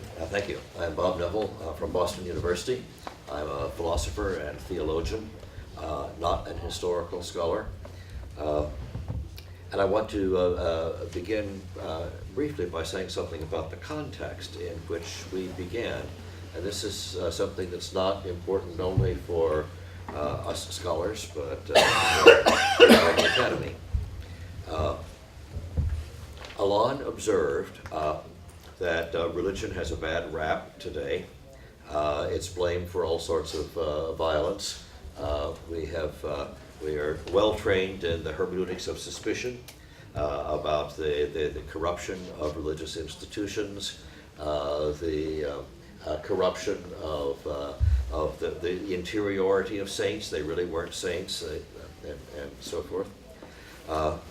And his response to that was to say, why are we all here? It's because we find something interesting in religion. We might not be religious, but religion can be inspiring. And so I think that is the religion event, like the art event, that set up this discussion. And it took me, in particular, a long time to figure out what this was all about. When we had the meeting at Boston University and I was the host, Alain shocked the pants off of me by opening the meeting asking me to say a prayer. In the religion department at Boston University, that would never happen because I'm a Christian and the Jews would object. And so we have very explicit distancing procedures there. All of us are scholars, not particularly religious people perhaps, but I came to understand what Alain had in mind by inspiration when it came time some days later for him to do the grace, and he sang it. That was the exhibition of a certain kind of religiosity. We teased him about being a religious genius, or maybe even a saint, but there was a sincerity there that was inspiring. And we quickly hit upon the distinction that has been talked about by just about everyone between the interiority of the genius, which is our first response. What is in the genius that is so inspiring? And interiority is very difficult to know. Perhaps the most difficult in the case of a religious genius who doesn't exist or may not have existed. But even in those we think we know, our psychoanalytic way of taking people apart would delegitimate the inspirational character of that. Well, that was one line of investigation that we wanted that Alain would not let go. The other is to emphasize, as Yehuda marked out very well, the capacity of the religious genius to influence the environment, perhaps the local tradition, influence in a way that could be understood by people in other traditions, and so forth. And you've seen the great variety of different ways by which religious genius can be interpreted. I suspect that we've come now to say that it's the way some community appropriates the religious genius and imputes an interiority to that person that counts. Not what the person really was necessarily, but what the person was understood to be, with all the qualifications that 50 years or 500 years from now will have a different valuation, just the way the art world puts certain things in fashion now and then they fall out of fashion 100 years later and so forth. So we've had a very rich discussion of how to disagree about what we can know while looking to various different senses that we can agree on as different about what is inspirational or inspiring about the religious geniuses that we would like to take into account. Now, the category of religious genius is, as Nick pointed out, something that we construct. It's not a natural one, so we can make it mean what we want it to mean. Right? It seems to mean things that are too broad.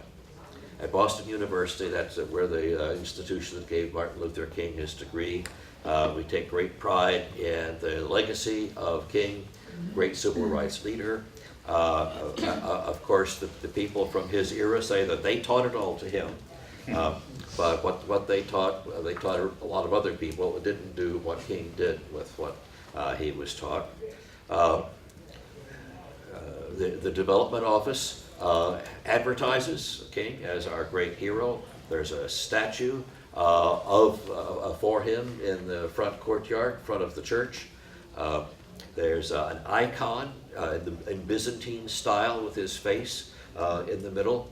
And it would be, as I told the group, if you're not going to say that King is a religious genius, you'd better be very quiet walking the halls because he's a saint there.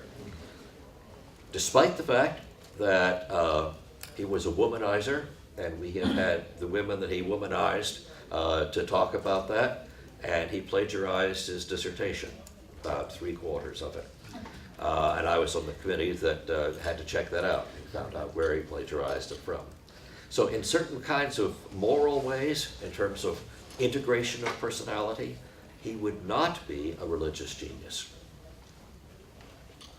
Well, he was a genius at the moral level, at the level of transforming American rhetoric so that it was able to use religious themes in the public political sphere, transformed theological education, working the other way, so that it could not be not political. It has to be political in part. So a very accomplished genius in a certain way, maybe not so accomplished in terms of inner integrity. With regard to what I take to be a fundamental, ultimate religious task, that is relating to other people, he was okay, but not particularly good. You would not say that he was a particularly loving person. If you did, you'd get all those examples of inappropriate love. I don't know that he was a religious genius with regard to reinterpreting the meaning of life in any profound sense, as some of our geniuses have done. You wouldn't say that he was a particularly awakened person, but he was one of the great geniuses of the 20th century in the field of religion. Now, how can we circumscribe what it is that we want to be inspiring so as to be able to find ways of connecting the inner self, which is difficult if not impossible to know, with the outer expression? We do not agree on this panel about how to answer that question. I think I'm the only one that thinks it's important to talk about what's ultimate. That is about God, or the Tao, or Brahman, or whatever. I think that's one of the things that's inspiring, is that some people make advances in connecting with that, or becoming more unified with that. But I don't think anybody else in the panel says that we should turn our disciplines to doing that. Well, the study of the religious genius does include that, even if I'm the only one on this panel that does it. And so the study has the great power to integrate a lot of different approaches that ordinarily would not allow the legitimacy of the neighbor in the consideration of, first of all, the nature of the category. We've gotten involved in methodological issues about what it is to be a saint. And then picking out the dimensions of the examples, the exemplars, to discuss. So we can do it in different ways, and I think that that's very fruitful. So this is a topic, both the category and the examples of the category, that allow for the many different dimensions in the study of religion, from the metaphysical and theological to the historical, the textual, and so forth, to interplay with one another.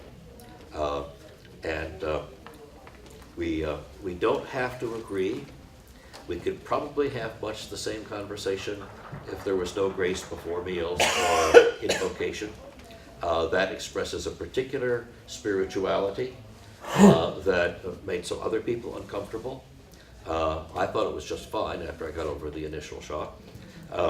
But the topic allows all of these different sensibilities to work together. So it's a good thing. And I invite you all to take part. Thank you, Bob. I'm not sure. Ron likes to defend himself against the accusations that he made about what it is that he's supposed to have said. No, the only thing I want to defend is your sense of loneliness, thinking you're the only person who's interested in first order questions. I'm not sure that you're the only one. Can you elaborate a bit more on what you think is distinctive about what your approach? It wasn't exactly clear.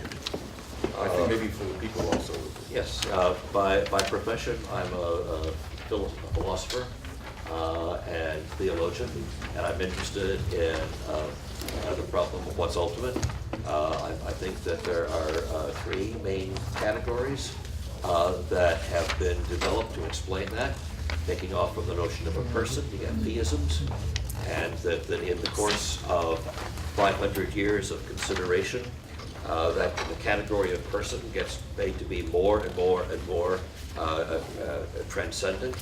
And so in theisms, well, Thomas Aquinas' active to be doesn't look much like a person. But there has to be a part of Thomistic theology that allows you to get from persons to the active to be and back again. As our experts in Hinduism have pointed out, the high gods have their avatars, and there's a lot of transformation going back and forth. The god comes into a person, or the person gets transformed into a god that's more than what we ordinarily would think of as a person. The category of person has been turned into a very flexible metaphor. I think in some South Asian traditions, the category of consciousness has been employed to take on more and more transcendent forms. So everybody can think about their consciousness and can be develop the notion of Atman and Brahman without qualities and with qualities. That gets to be thematized in lots of ways. Controlling the metaphor is important. In East Asia, notions of spontaneous emergence as opposed to the person get to be developed as the metaphors for what's ultimately real and that to which the religious geniuses would connect. Well, you know, in the name of the Rahman, since you brought him up, I think we should open it up. Hold on. Yes, no, Alon is. Not yet. Before Not we do yet. that, we've handed to you a questionnaire. Oh. And before opening up the conversation, Thank you. I want everyone just to take 2-3 minutes, having listened to what you've listened, just to answer that, so we can have your immediate responses, including the naming of some. One of the things we've been struggling with is the question of the naming of people. and to see who fits. And in 2-3 minutes, we're going to open the session up to discussions. Because if we leave the questionnaire to the end, we're afraid we won't get the answers from you. Panelists do not have to answer that. It's our way of engaging the audience here. It goes very quickly. At 11 o'clock, we're going to start the conversation. I'm sorry I couldn't get this room to cool down. Tried numerous times.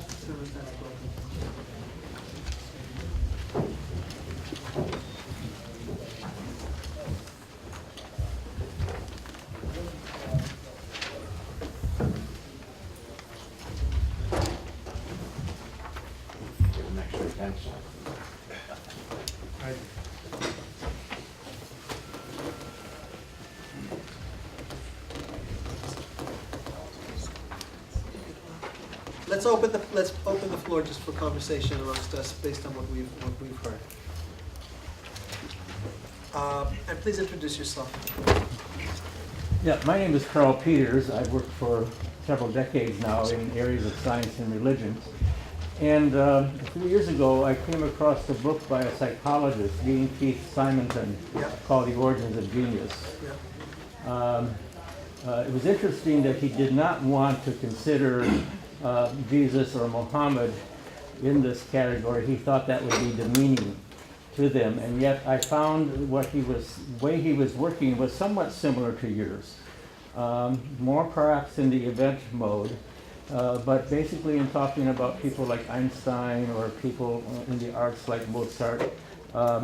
He would talk about an original contribution that would have lasting effect and transform that particular field or that particular aspect of a culture. And it seems to me it resonates somewhat with what you're talking about. So I'm just wondering whether you're familiar with other work outside the religious studies areas that might offer some, because if you could do that, then you would have even a more universal way of considering the role of genius, and especially religious genius. I really like what you're doing here. It really sounds good to me. Thank you, first of all, for that. The answer is going to be divided into two. Me talking about the project's relationship with Simonton, and Yehuda's talking about how does our sense of genius relate to genius in other domains. So the project's relationship with Simonton. Simonton was signed on to this project as a member originally. He was with us for a while, and he has had deep ambivalence, largely because he felt anxious about being outnumbered as the only social scientist amongst this group of religionists. And we asked him to bring more people on board. He said he's unique and there's no one else like him. So we were caught in a double bind of not being able to break past that. His work has very much informed our work. I mean, he contributed to it. We've read his work. We've thought about his work. In some ways, we end up coming very close to him, but I think ultimately in another very fundamental way we depart, and Yehuda's going to explain that.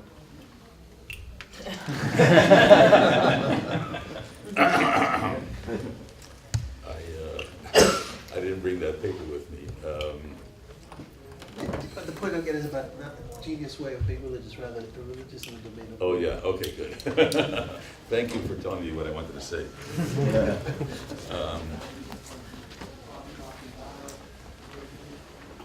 Let me put my thoughts together. I think the main differences are an example I gave before. One can be an artistic genius. Well, first I have to say that my sympathies, I recognize the whole shtick about genius event, but my sympathies are more in concentrating on the person. But I won't go into that right now. Given that, an artistic genius, the person, or say a mathematical genius, the person falls out of the picture completely, except as qua a mathematician, which is not the case in religious genius, as I see it. So that one could be a genius in something about religion, but not be a religious genius. What's needed in my understanding is the persona, what I call the persona. We have to go on the persona. I went from person to persona which is meant to include some of the things that Nick said and what Bob said about imputed internal. But I'm quite strong about thinking that religious genius has to be taken as a persona together with the accomplishments. And that's really a unique kind of conception.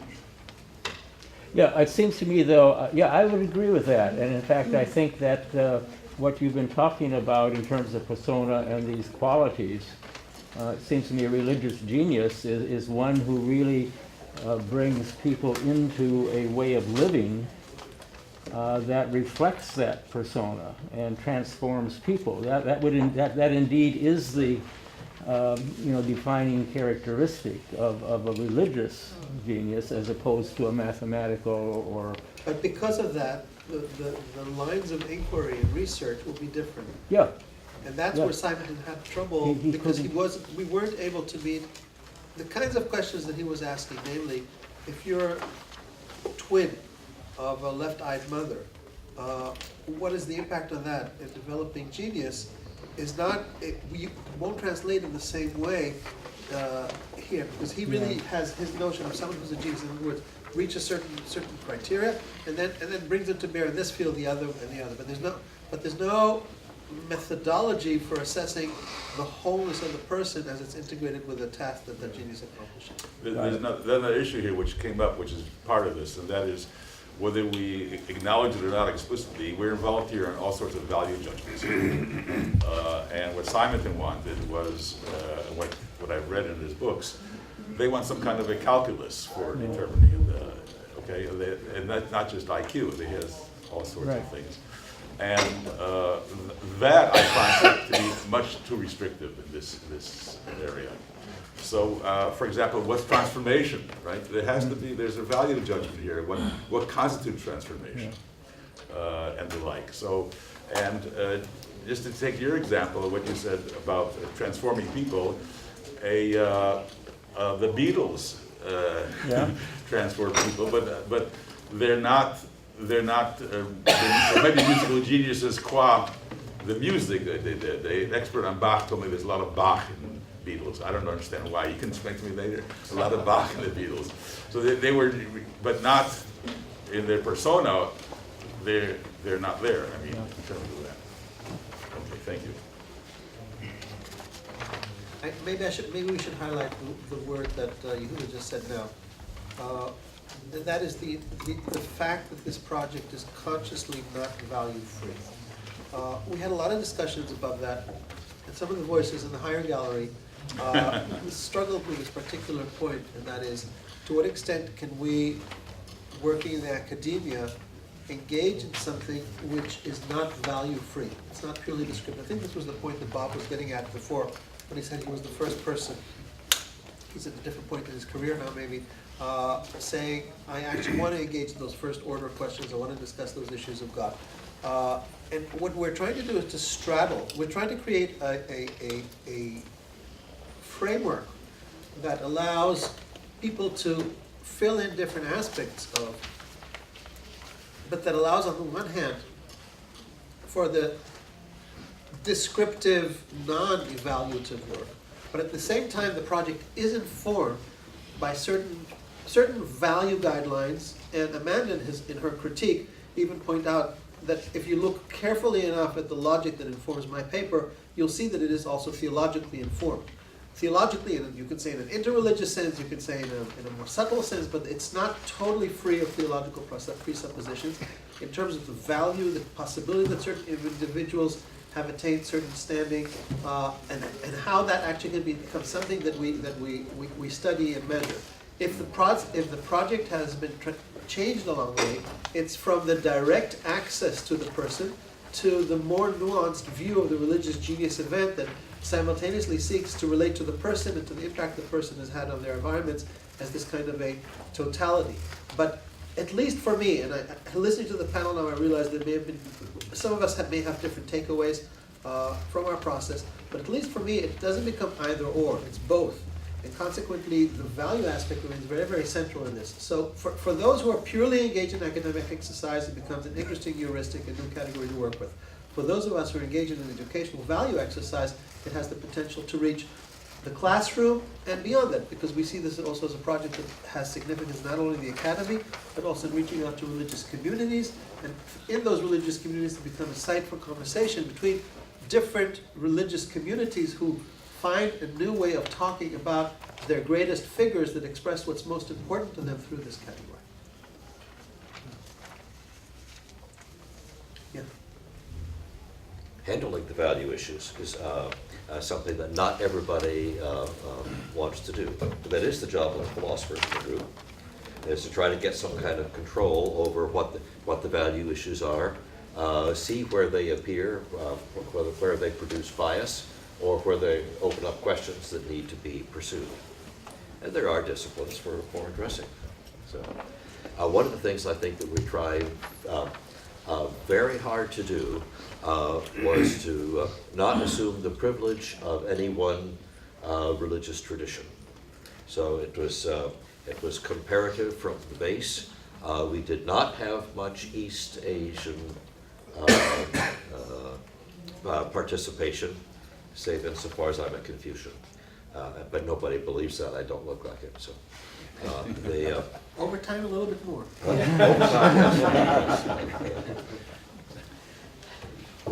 But that is to say that philosophy or theology, in a critical sense, accountable to a community of people who are willing to read the hard stuff. There are not many pictures in most philosophy books, whereas there are in books about saints. You have a book with pictures. I have a book with pictures, yes, I try very hard. Did you want to ask a question? Are you raising your hand, though? No. This woman. Please, introduce yourself, please. My name is Beth Krajewski. I am mid-dissertation at the University of Wales on Celtic hagiography, and also teach world religions at a small college in New Hampshire. So your project is appealing on many levels. Wales, as in Wales, in New Hampshire? Wales as in the UK. Okay. University of Wales, Trinity St. David. It's a distance. Which city? Lampeter. I was there last year. It is a wonderful little spot. Yeah, but the sun came out only 5 minutes over 2 weeks. Cherish those minutes. They're valuable. I'm intrigued with the stumbling block around interiority. And I'm wondering if any on the panel have looked at the testimonies of devotees as a sort of secondary witness to interiority. There's the impact of the saint, the guru, the holy person on the interiority, the spiritual formation, if you will, of followers or devotees. Is that helpful? I think it is, and before opening it up, I'm going to ask Amanda to be the first to go on this. Okay. In fact, in my work on Amma, my book's entitled, this is the plug, here you go, is Reflections of Amma, and it's all about devotees. That's the only way I found, I mean, from my kind of social science perspective, I did a lot of interviews with devotees, not necessarily talking about the difference though in your question. Yes, I think that's the best way to get at Amma, is to listen to the stories of the devotees, absolutely. The question was, the devotees are testimony, their testimony is not about Amma's interiority, right? It's about what she does, how they feel in her presence, how she has been transformative in their life, and the works that they do as a part of her movement. Not necessarily do they even make the jump to say, Amma is feeling this, Amma is, this is her, they'll say things about her character, right? She's a boundless ocean of love and compassion, and all kinds of language like that. But as far as really interiority as to how is she feeling, why is she doing what she does? They say, oh, God only knows. Ask Amma. Because I would say, why does, early on in my fieldwork, before I knew this to be fact, I would say, why does Amma do this? Why does Amma do this to devotees? And they would never presume to speak for her in that way. And the ones who do, they're got that great devotees. The way you're saying, I'm just suddenly thinking, we talk so much about this religious genius event, right? And when we were talking about, and I do want to say that Moshe Yidel was part of our locked room experience, and he really helped us formulate this notion of religious genius, and he kept pushing us back to this. So I just kind of want to like put a note on his name and recognize him for that. But we were talking about religious genius event as this kind of macro experience, but maybe we might also think about, when we talk about the devotees experience, as the micro religious genius event. Because when I think about it, it didn't dawn on me until you asked the question and you started answering. It's a very modern Western thing to talk about our emotions in particular ways and talk about how I feel and what the history, I mean, there's always histories of emotional articulations, but I think we do it in a very particular way in 20th, 21st century West. And it's not the kind of language I would see in ancient Buddhist texts, right? If you talk about devotees' experience of the Buddha, there will be, and I hadn't thought of this until just now, that there's an event, right? He gave a teaching, the person had a moment of awakening or reached complete awakening, or it transforms their behavior, but there's an event that happens as a result of their darshan with the Buddha or with the teaching that they received. There's a micro event and then there's a macro event. And I don't know if we can talk about interiority as much as we would like to with the development of psychoanalysis that has led us, in the direction that we have. So, Jerome. Yeah, I think a paradigm of this for me is M's book on Ramakrishna, which is where I know most of what I know about Ramakrishna, which constantly imputes inner states to Ramakrishna. Now he went into samadhi. Okay, he's imputing something on the basis of what he's observing to Ramakrishna, and the book is that way throughout. I think that's a perfect example of what I mean by the persona that is created in the eyes of the devotee. So I think this is a very good. I didn't think of this way of doing it before. But that's a very good suggestion. But it suggested this book on Ramakrishna, which all the way through is imputing to him internal states and internal. Anyone else on the panel want to address this? Before, in just a minute. So let me just add one last word about the question of interiority. I'm Mr. Interiority on this group. So basically the practice has been trying to undermine my concept of interiority and me trying to reclaim it. This is the short version of 2 years. And I would say that one of the issues has been how to study them and what kind of materials can we identify that allow us to approximate it. So the whole notion of event emerged as a way of addressing some of the critical issues around the access to interiority. But nevertheless, when we study these people, the question is, what are the genres we're going to use? And as you noted, our various test cases range from contemporary teachers to teachers that lie so far back in history that you can't really put their finger on them. But looking, say, at a text like what Vasu shared with us from the Malvar, does poetry give you access to something of the person? You can say, no, it's still language, it's still translated, it still is transmitted through certain genres, and yet nevertheless there's something. We had a session of sharing our texts. Timothy and I were in Oxford back in May, and we worked with a group of religious leaders there, and the text that resonated more than any other text with groups of local religious leaders and students were the text of the Malvar. It was quite amazing that was the text that was the best. Quite possibly because of group dynamics vary, but nevertheless it had the power to do so because of the power of Rumi. And Rumi, the two poets. Yeah. And Rumi. Yeah. So so the poetry gives you some kind of access. So the question of choice of genre, if it's going to be hagiography, teaching, poetry, we want to get materials that allow someone to capture the first person experience, which give you some sense of the interiority. So while the project has now integrated a whole series of reservations concerning our ability to speak factually about interiority, it still remains an important part of the equation to be balanced out by these other factors. There was a question back there. Hi, my name is Dejo Wineke from Harvard, and I work primarily on African religious traditions. And I think the comment I have, and a bit of a question as well, relates directly to your comment. So I do a lot of work on how there's a great deal of debate about how the traditional Western categories of polytheism and monotheism simply just don't apply and actually confuse people more in relation to African religions. And I found this to be and Indian. I think there are a lot of parallels and similarities between many African traditions, Hinduism and Buddhism in particular. And so I wanted to say thank you first and foremost, because this is great. It's made a lot of my papers a lot easier, so I plan on including this as much as possible. And I think the question I wanted to pose to you in the comment on the issue of interiority is, for Africanists, or people who deal with African religions, we focus less on texts and more on performance and ritual.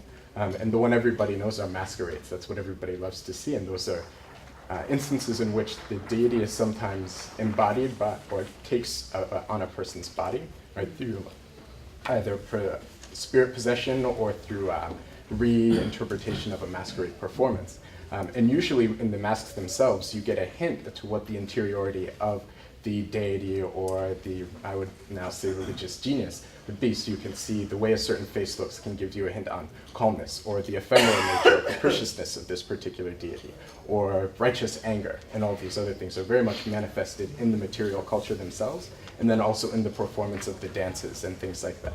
And so I wonder if you've thought about looking at either ritual performances like this and or material culture. I'll let Vasu answer that. Vasu? Yeah, I'm trying to formulate my thought. Well, your question struck a deep comment, and not just the polytheism, but the masquerades, the persona, the material culture. Only because that's the only way we can get to whatever we have. In whatever form we are understanding it, it's through material culture of some kind, even if it's to do with our brains and the perceptions of our senses. And that's what I was trying to really get at earlier when I spoke about the holistic, and here I mean both W and H, experience of Namalvar is through drama and through recitation. And the recitation itself is transformative. So if we're talking about effects, the revelation is almost continuous. It didn't just stop with Namalvar happening then, or his revelation of the Veda. It's happening every time it comes to life, when you see it in front of you or hear it. And that happens specifically in a 20-day period in December, January, when these poems are recited, enacted, and accompanied by ritual in certain temples in South India and also here. So I think that the understanding of religious genius and I'm actually a little cluttered, but I'm talking about it this afternoon at 4 o'clock with pictures. And I had to stop with kind of like reciting the poetry today. Had a Hindu been organizing this panel, you would have had a PowerPoint and the soundtrack first off, because you can't get to the experience, you can't get to understanding it without that in front of you. But I could see the conspicuous absence out here. So you're right, and I certainly that's the way I approach. I think, doesn't Amma have those performative moments as well? Yeah, for sure. And in Amma's case, there's a real tension with possession, right? Because possession, I think this is an important distinction maybe. Possession imagines that the divine comes to you and then goes away, right? And so then the question of the human, who would be the religious genius in that case, right? It's not really the human, nor is it the divine. What Amma kind of gets out of that is by saying that the divine is always inherent within her, but in certain states it is revealed more, right? The veils of Maya are lifted away. And that is precisely what Vasu was talking about, this kind of middle ground between human and divine, where she would have, or her followers would certainly claim that she's a goddess, that she's not human at all, and that this veil of Maya only makes us imagine that she's as human as the rest of us, which then kind of puts her then into the category of religious genius in some sense. But possession rituals may be a different bird altogether. Anyone else on the panel on this? I'm just thinking, I don't know if this is separate from what both Vasu and Randa were saying, but in terms of the performance also of religious genius life by devotees, like enacting, so thinking like in terms of thinking about the Buddha's life, how there's so many ways in which Buddhist communities and Buddhist members will enact his life, participate in his life, ritualize it. I mean, literally go to the place where he achieved awakening, sit under the tree where he achieved awakening. This happens in all religious traditions, but trying to actually embody and wondering if there's a translatability of the experience of religious genius, that you can almost funnel it. You know, which every tradition, I think, has some version of that, but that might go in that direction also. Another question here. Right. My name is Jane Shawley. I'm from the University of Bergen, Norway. My project, my PhD project, is on Pope John Paul II and globalization and how he changed the papacy throughout his pontificate. So I find this religious genius events approach very, very interesting. And I'm wondering about the broader, the possible broader ethical implications of applying the religious genius category. On the one hand, it seems to me that there's a difference between, on the one hand, applying the religious genius or event category to, well, in the sense that you're just making an analysis for scholarly purposes and labeling or refusing that label to a person in which would either conflict or align with the interests of specific religious institutions. So I'm wondering how your project would address those kind of problematics. If I understand correctly, you're asking, in other words, how would we handle the process with someone who's under canonization for classical reasons of a given tradition, and how that would relate to religious genius? Is that going to correctly? No, not really. I'm thinking about the difference or the possible ethical implications of applying or labeling a person with religious genius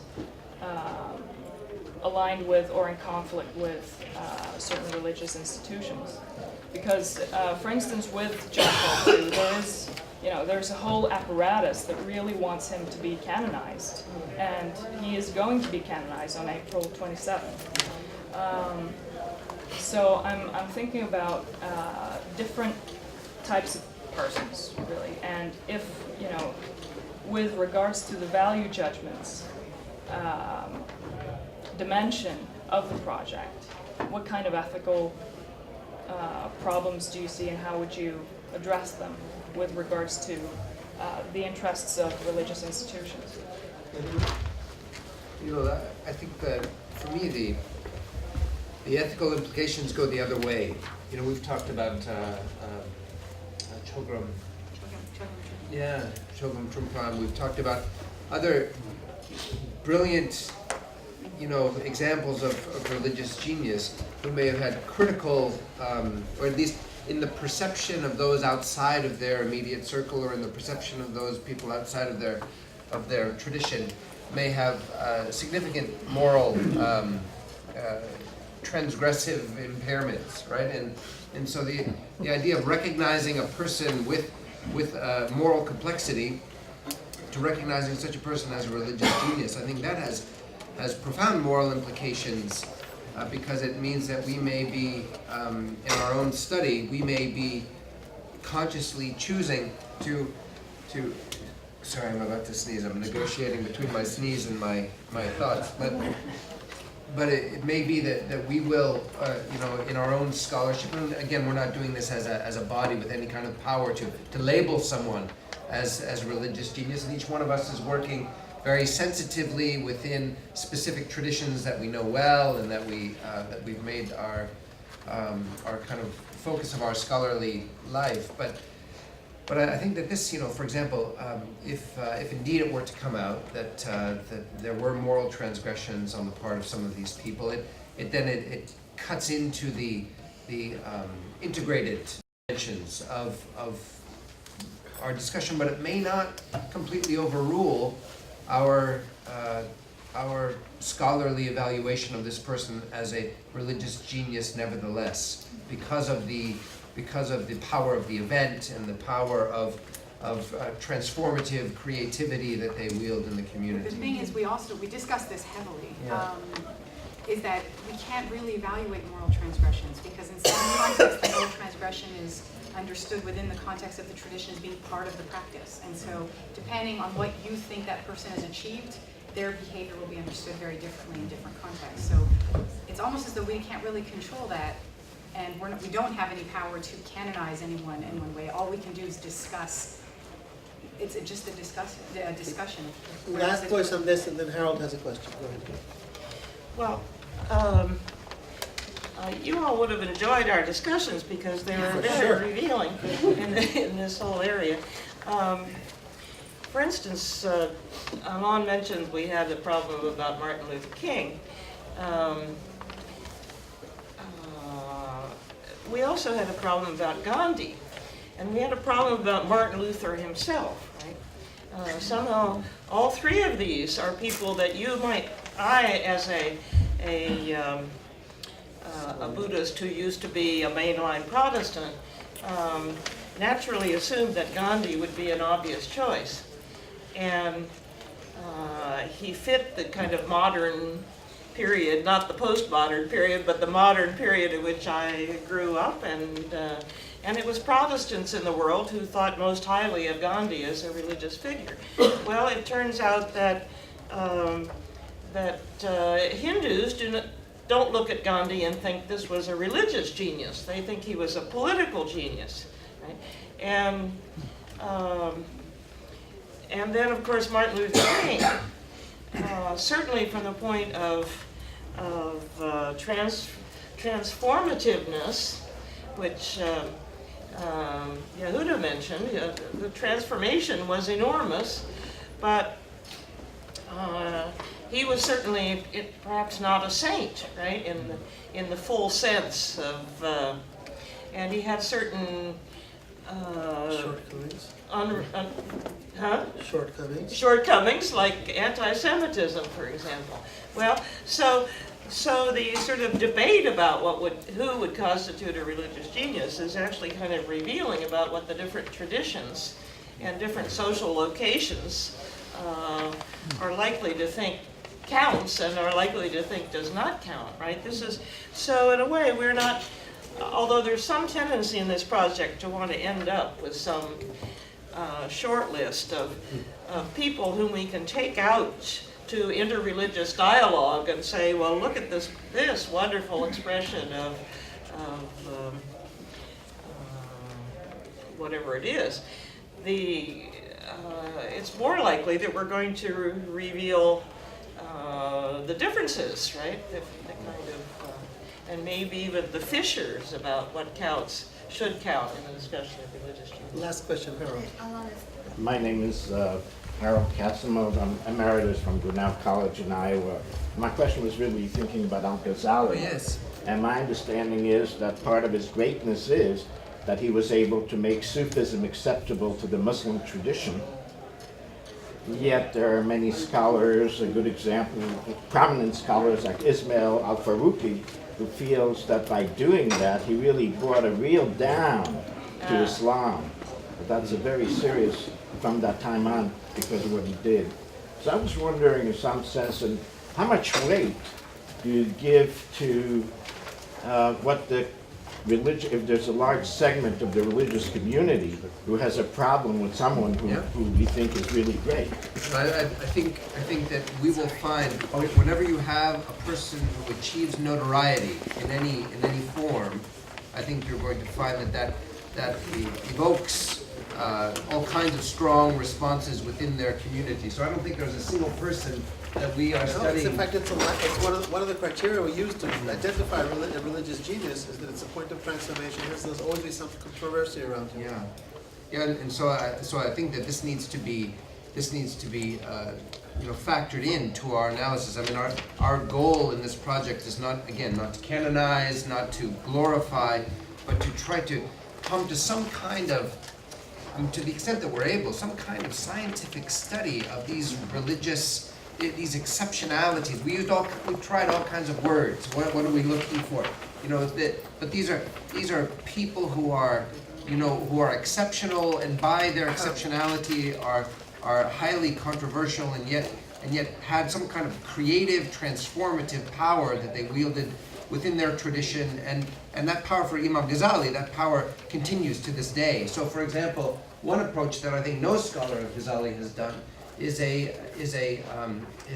methodological approach like you have with Amma, but with someone who's now been dead over 1,000 years. It would be very instructive to have someone do a dissertation, interviewing, documenting all kinds of different perceptions within the community, people who have studied Ghazali, people who have, and to find out what their response is. And again, this is not going to give us much of a sense of interiority with regard to the man himself, but this will help us gauge the power of the religious genius event even 1,000 years hence. So I think when the god is threatening to leave, it's a good Not thing. threatening, I have another.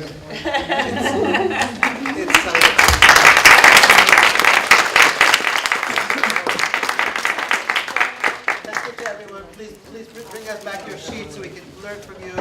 And I hope some of you can continue the conversation with us this evening at the reception too. Thanks to our audience.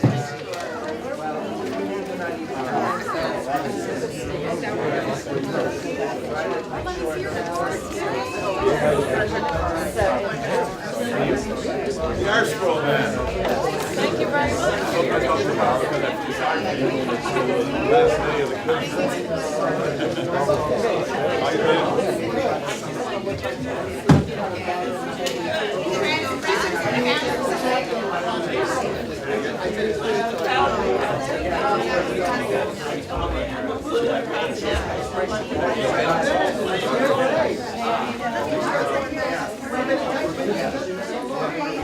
Can you hear me okay? Well, let's see, my involvement with the project, this is just an anecdote which is typical of Jewish mothers across the world, I think, but when I told her I was working on this project, she said, oh, did they choose you because you were a religious genius? And I said, no, Mom, I didn't. Every time she asks me about the project, she remains convinced that it's because I'm a religious genius that they've asked me, or Alon has asked me to be a part of this project, which is, of course, ridiculous. And so today, after I told her about our meeting, I said, oh, you know, and during the discussion, they realized that I, in fact, was a religious genius.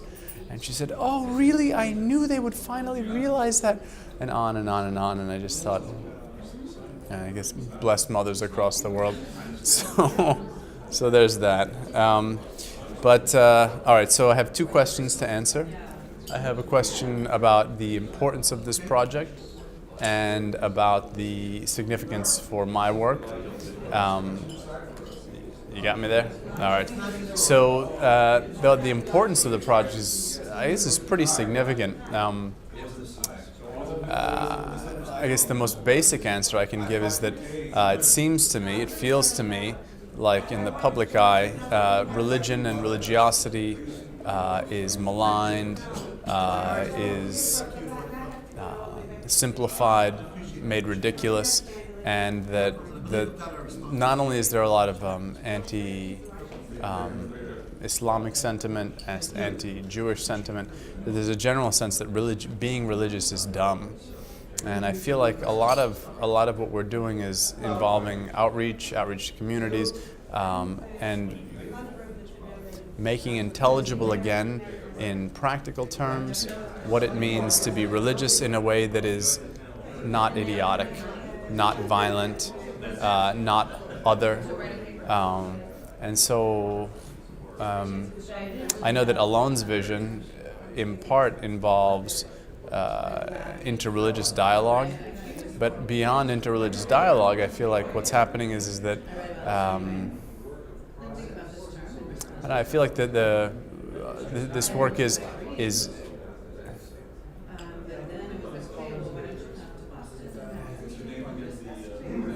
it's not available to a public, but it's easily consumed by a public. I think that people can connect with and enjoy the idea of genius. It seems like in the past 20 or 30 years, the idea of genius has been fanciful. You see genius figures in movies, genius historical figures, and the idea of a genius of any stripe is appealing. and that religious genius is just in and of itself, as a word, as a concept, a curious category. And I hope that people can get interested in that, and that can stimulate some kind of interreligious dialogue, which is what Alon wants. But beyond that, just bring the concept of religiosity into the public sphere in a way that's less caricatured, less ridiculous, less violent. Am I supposed to be looking here or at you? Okay, I'm looking at you. And so there's that. That's, I guess, a pretty public sense of why I think what Alon is doing, what we're doing, is important. In terms of scholarship, that's a harder question. There's so much goes on in scholarship. We look at every nook and cranny of everything.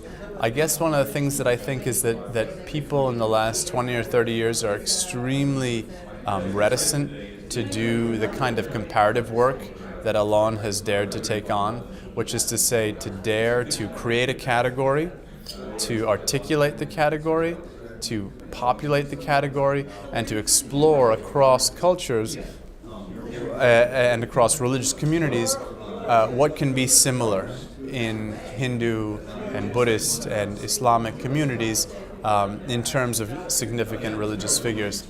That's something that a lot of people bristle at. And I guess in part for some good reason, because it can be reductive.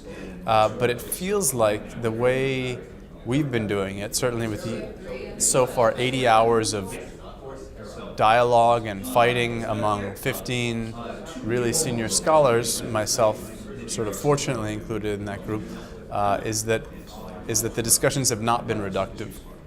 And so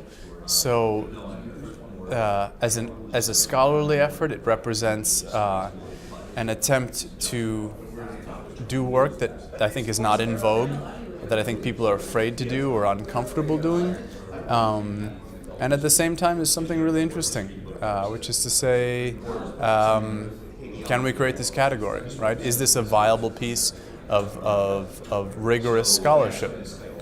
So there's that, which is not a bad thing. All right, so that's I think as much as I can possibly say about question one, which is what is the what is the significance of this work generally, in my opinion, and then do you want to interact with me at all? Do you need to ask me questions? Okay. I didn't even know what the questions are. Perfect. I don't either. I thought he was going to give me a paper with questions. Well, I can tell you that as a therapist, I appreciate you giving empathic responses like, yes, that's an interesting point. Not a lot. All right, right on. So personally, excuse me, I come at this as a psychotherapist, and my natural discipline, psychology, sure, religious studies, sure, but not religious studies, I think, in a way that is typical, and so insofar as my work is science and religion. It's more a scientific approach on the study of religion. So, in a sense, looking at specific historical figures has been a bit curious to me and a bit new to me.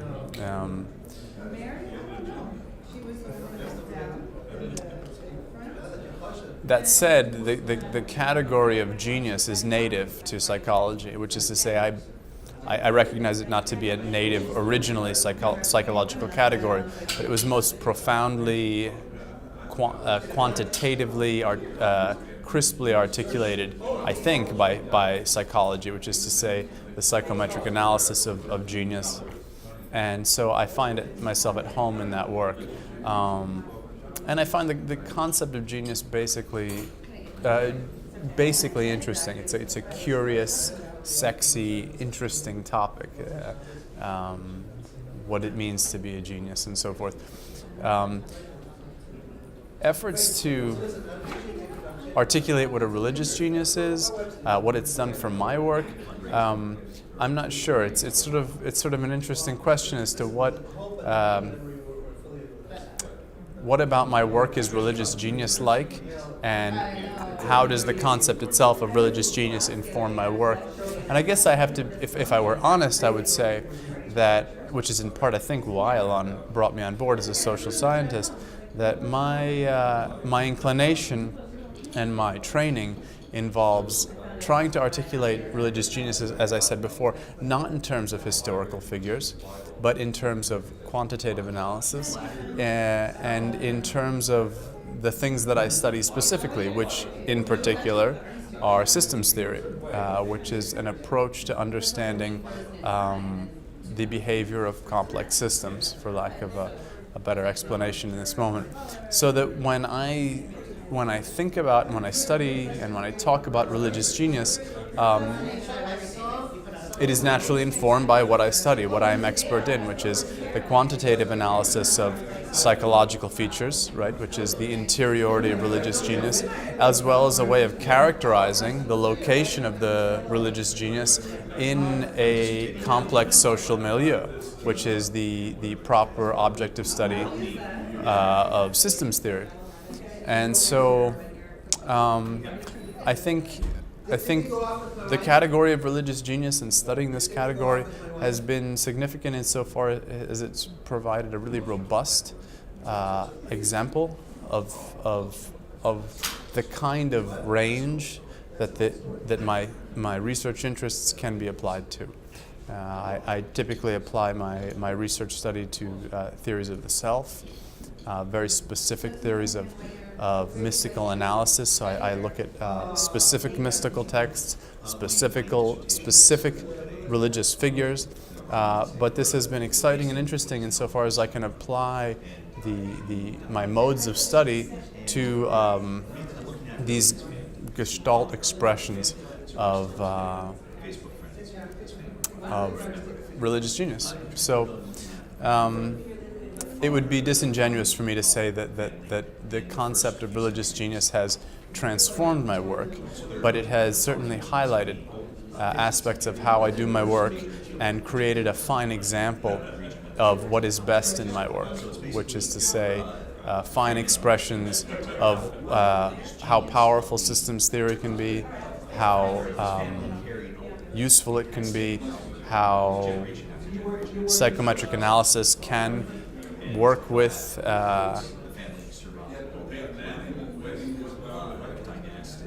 history, hagiography, and all the rest of the subjects that have been brought to bear in a way that's not reductive, which is often a claim and a critique made of social sciences and quantitative analysis, and yet powerful and descriptive. So until my mother becomes right about me, I don't know. I don't know that there's much else for me to say. So here's me signing off. Man, that was freaking. Talk to me like I asked you those questions. All right. Should I start? Yep. Okay, so why do I think religious genius as a category is valuable?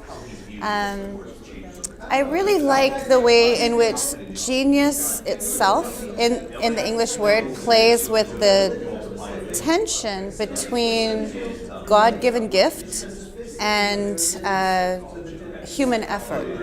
And in fact, if you look back at Weber, Max Weber, and the way he talks about charisma, he has this very tension within it. And is this something that is a grace or ex nihilo creation of religious capital, or is it something that is earned?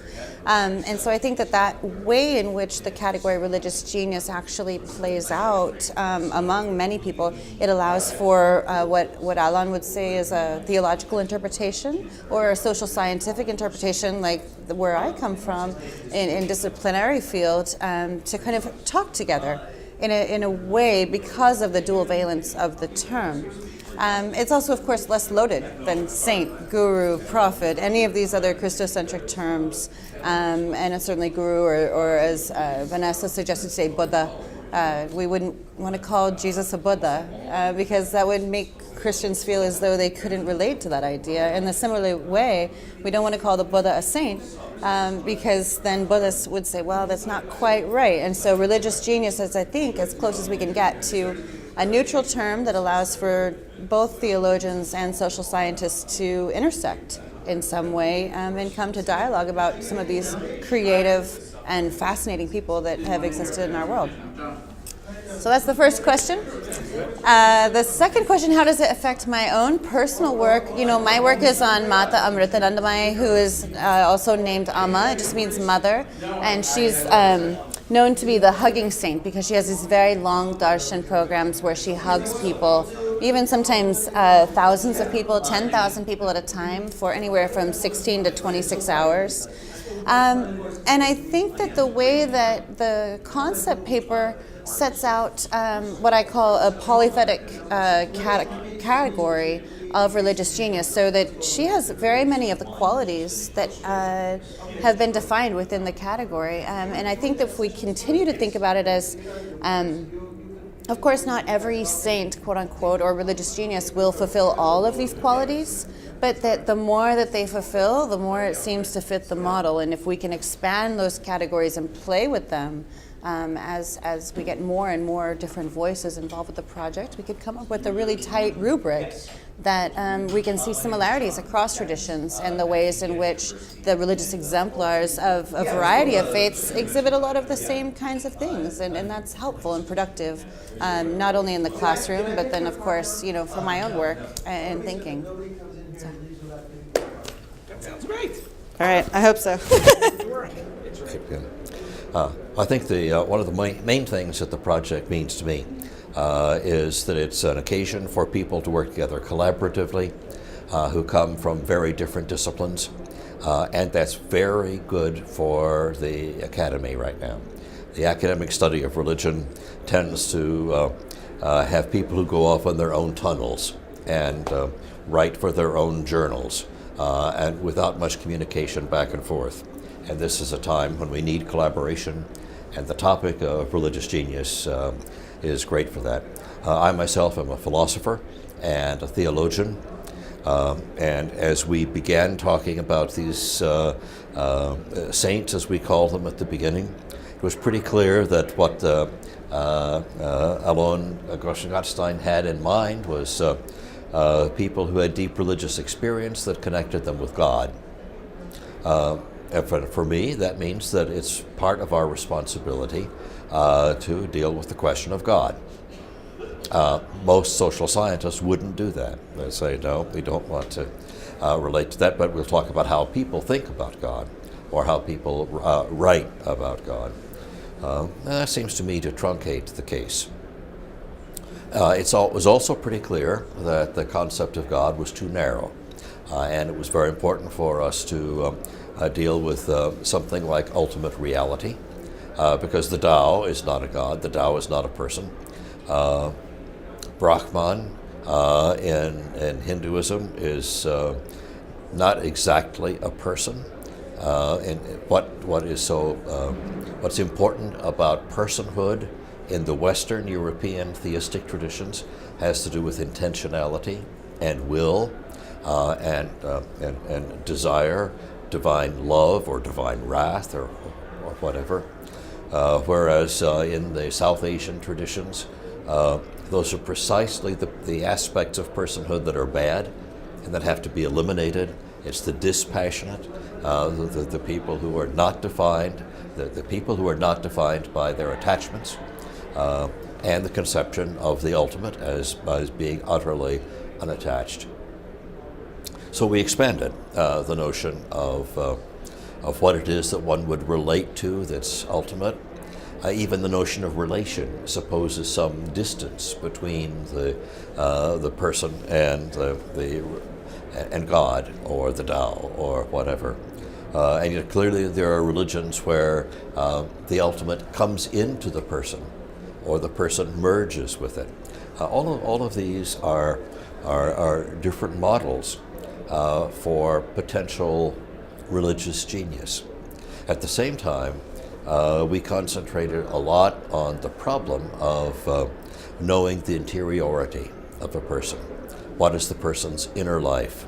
For Alon, that was very important. He was really serious about a saint, which we called him at the beginning, or religious genius, having an inner character, and it's the character that was interesting. But we don't know how to get to the inner character of a lot of people. So we tended then to define the religious genius as somebody who was effective in transforming the tradition that he or she would be in, or at least having an impact on it. And since our interest was in finding these people for the sake of finding something inspiring in religion, the capacity for change had to be transferable outside the immediate context. So I think that we've made a lot of progress in answering our initial question, which was, in this age where religion is criticized for violence, for war, criticized as being ideological, not what it seems, controlled by other passions. All of the Nietzschean and Freudian and Marxist hermeneutics of suspicion have made religion seem to be something that can be appreciated only by the naive. And we wanted to say no, although that might well be true in lots of cases, there is something positive in religion that can be appreciated by people as bizarre as religion scholars, as well as by ordinary folks. And so I think that we're moving to having a flexible category of religious genius that allows us to deal with lots of different kinds of people who are effective in transforming different kinds of people, whether common people or sophisticated people or the people who are geniuses in theology in some sense, and so change the intellectual landscape. And there are lots of different ways by which our historians and our anthropologists and our psychologists can bring different tools to bear, and we don't have to agree. That's the nice thing. I think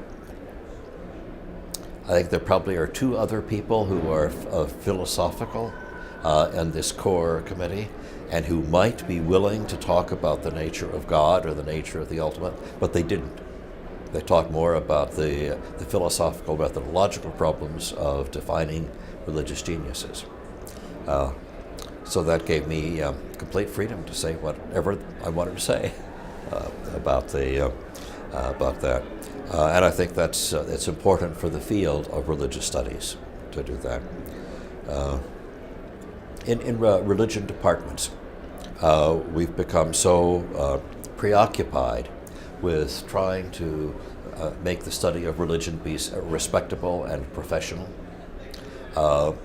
that we tend to lose sight of the fact that most undergraduates take religion courses in order to become more sophisticated in their religion, just as they study history to become more sophisticated in their understanding of history and the sciences for the same purposes. Sometimes they want to do it for career goals, but you rarely study religion as an undergraduate because you want to become a religion scholar, or even if you want that you would want to become a professional religious person in some way or other. It's for the sake of interest. And if we are not able to articulate how religions and religious people have responded to the ultimate dimensions of existence, then we miss out on that. So I think that's what is exciting about this project. Now we've got a lot of work to do to analyze a few religious geniuses in depth, and then we will see just how much of these various approaches can be brought to bear, and we'll have to see whether we can work through the internal barriers that each of us has to doing what our colleagues would do. So that's good. Good. Is that enough? Right. Good. More than enough. Excellent. It's running whenever you're ready. You can just talk to me.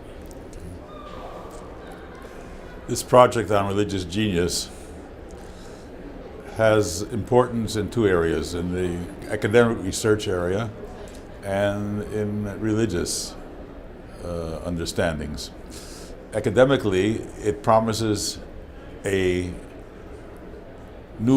basically a new category, a new field of research, which will move it away from the concept of a saint, which is loaded with Christian meaning, and which is a category in itself, which is fine as a category. But this is really a broader category, and it offers the opportunity to do comparative work across religions and to find out what are the social, political conditions under which what we're calling a religious genius emerges. Religiously, it's an important project for me because I see this as contributing to cross-religious understanding, that people in one religion can come to appreciate the value of leaders in other religion, whether they accept the beliefs of another religion or not. At the same time, they can appreciate a religious figure who then they can compare to people in their own religion, which doesn't mean they have to see them as equal or equally valuable. That's up to them. But it'll open up a possibility of seeing other religions as having individuals that are similar to individuals in their religion, formally speaking, if not substantively speaking. And I also think that it would help to recognize within one's own religion certain individuals as religious geniuses by having the category and having other examples. So I see this as an ongoing project which offers an educational real plus together with the research interests. That's great. Gewalt. That's perfect. Can I go home now? And make believe the camera's not even here, just talk to you. to me, right? So you're looking Okay. off camera. Very good. It's all underway now? It's running and ready to go. Okay.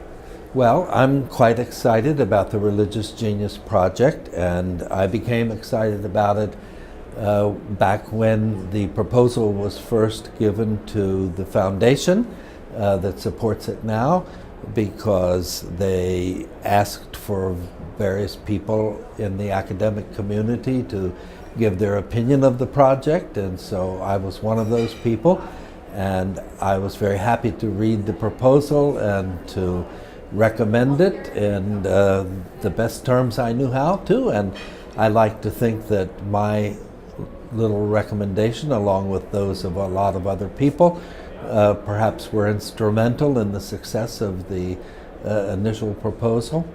I had myself wanted to participate in it, but the press of other duties kept me from being actively involved, as most other people were. But from the perspective of interreligious conversation and the ability to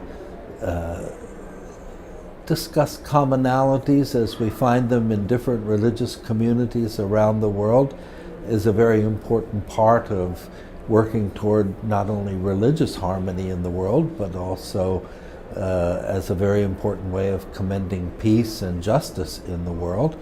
And this particular project offers us a way to talk about the lives of important people in the several different religious communities in a kind of way that captures the essence of the daily life of people in the several communities without harnessing them into the vocabulary and the modes of expression of any one particular community.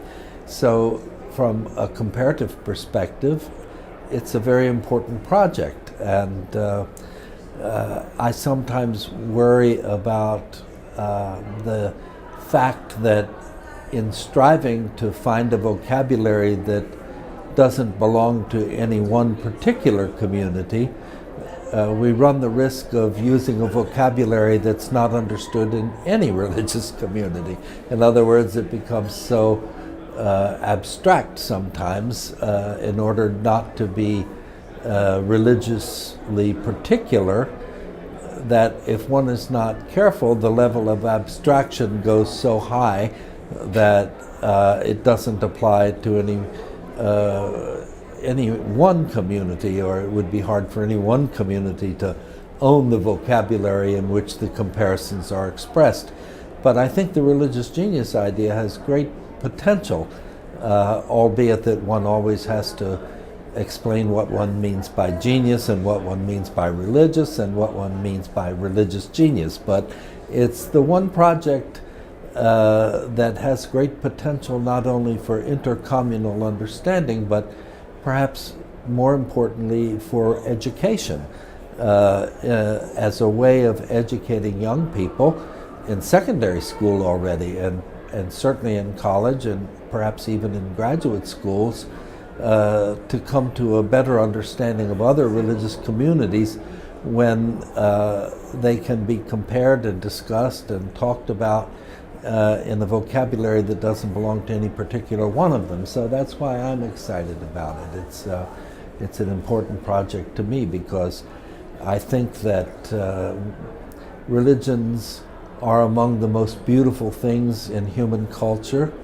Religions, or maybe I should just say religion, or religious philosophy, or however one wants to express it, are among the most beautiful of human culture systems, and yet they can also be great sources of trouble and division and injustice, and well, it's almost as if you can expect from religious traditions sometimes the best and the worst of humankind. So this project provides the opportunity for a measure of interreligious understanding that hopefully would put an accent on the beautiful aspects of a number of traditions and their religious life in a way that would help discount the divisive aspects of religious life and the lack of respect for other religious communities that we often find in many of our religious traditions, even those with the highest values and sometimes the most beautiful goals and ambitions, especially when they are expressed in terms of universal love. And yet it turns out that sometimes these are the very traditions that can fuel hatred between peoples, even murderously so, as we've learned from our history. So for all these reasons, I think it's a very important project, and not least because it offers a possibility for interreligious education, not just interreligious understanding of the participation of scholars, for example. So I think that's the gist of my thought about the project. So perfect. Whenever you are, it's rolling. It's rolling. Go for it. Well, Alon, I wonder if you could tell us about this part, the origin of this project. On the one hand, you're a scholar. On the other hand, you have a religious interest, and you wanted to be inspiring. Could you say something about your religious interest as a scholar? You're a religious scholar, I said, opposed to an unreligious scholar. I had said at one point that for many years I was a schizophrenic, leading a double life. And certainly the nature of Israeli academia is such that it encourages people to put aside their religious life, their religious conviction, and just do scholarship as such. And my deep motivation for doing scholarship was religious, and yet, well, it was religious in some sense, in as much as I was able to teach things that were religiously meaningful texts. But I couldn't advance an agenda openly. And one of the things about growing up is that different parts of you come together. And I've been very blessed with the help of the John Templeton Foundation to explore one particular project that actually lies at the root of the entire investigation of religious genius. I remember that the founding moment of the Elijah Interfaith Institute was when a friend had asked me, where can I take a class on the lives of the Christian saints? She wanted something that was spiritual, academic, and interreligious, tying these interests together. So it doesn't exist. The Jewish schools are just doing Judaism, the Christians are doing Bible or archaeology. There's no one that's doing this. And that started the creation of the Elijah Consortium, and eventually that led to the creation of the Elijah Board of World Religious Leaders and the academic projects. And saints has always been there. And in terms of my own personal journey, saints and other traditions have always been inspiring to me. I'm a great sucker for saints, if you could put it that way. And I'm deeply moved by the spiritual testimony of special, specific individuals from all religious traditions. And that has informed a lot of my own spiritual experience. And in a sense, doing this project on religious genius is for me, feeling totally in my element. Discussing in a religiously inspired way, but yet academically responsible way, ultimately what it means to be religious by looking at the finest exemplars in all our religions. In most of the saints that you cited at the beginning of our study, and that we've come back to again and again, one of the things that's most important about them is that their sainthood consists in getting closer to God, or whatever they would call God. And how do we discuss that in connection with this? Is it just a matter from the standpoint of the experience of the saints? That's very subjective and Kantian.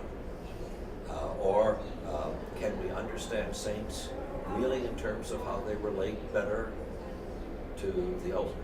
Better in terms of their character, in terms of their occupying a place in history, and in being transformative for their environment. I think you've just put all the elements forth in your question. In other words, there certainly is the subjective testimony.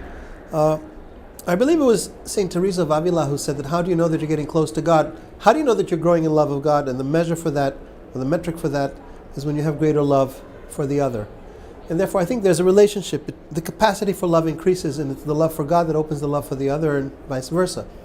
So, to the extent that we've spoken about an integrated personality and the totality of the being of the saint is something that comes together, it is the life of the saint as lived between the saint or the holy person or the religious genius and God, and how it manifests outwardly. So, you can see the indications of first-hand experience in the form of teaching that's going to have a freshness to it, that's going to have novelty to it, that will find a new way of articulating the meaning of existence, which in turn will define or redefine the structures of religions, practices. It'll lead to innovation.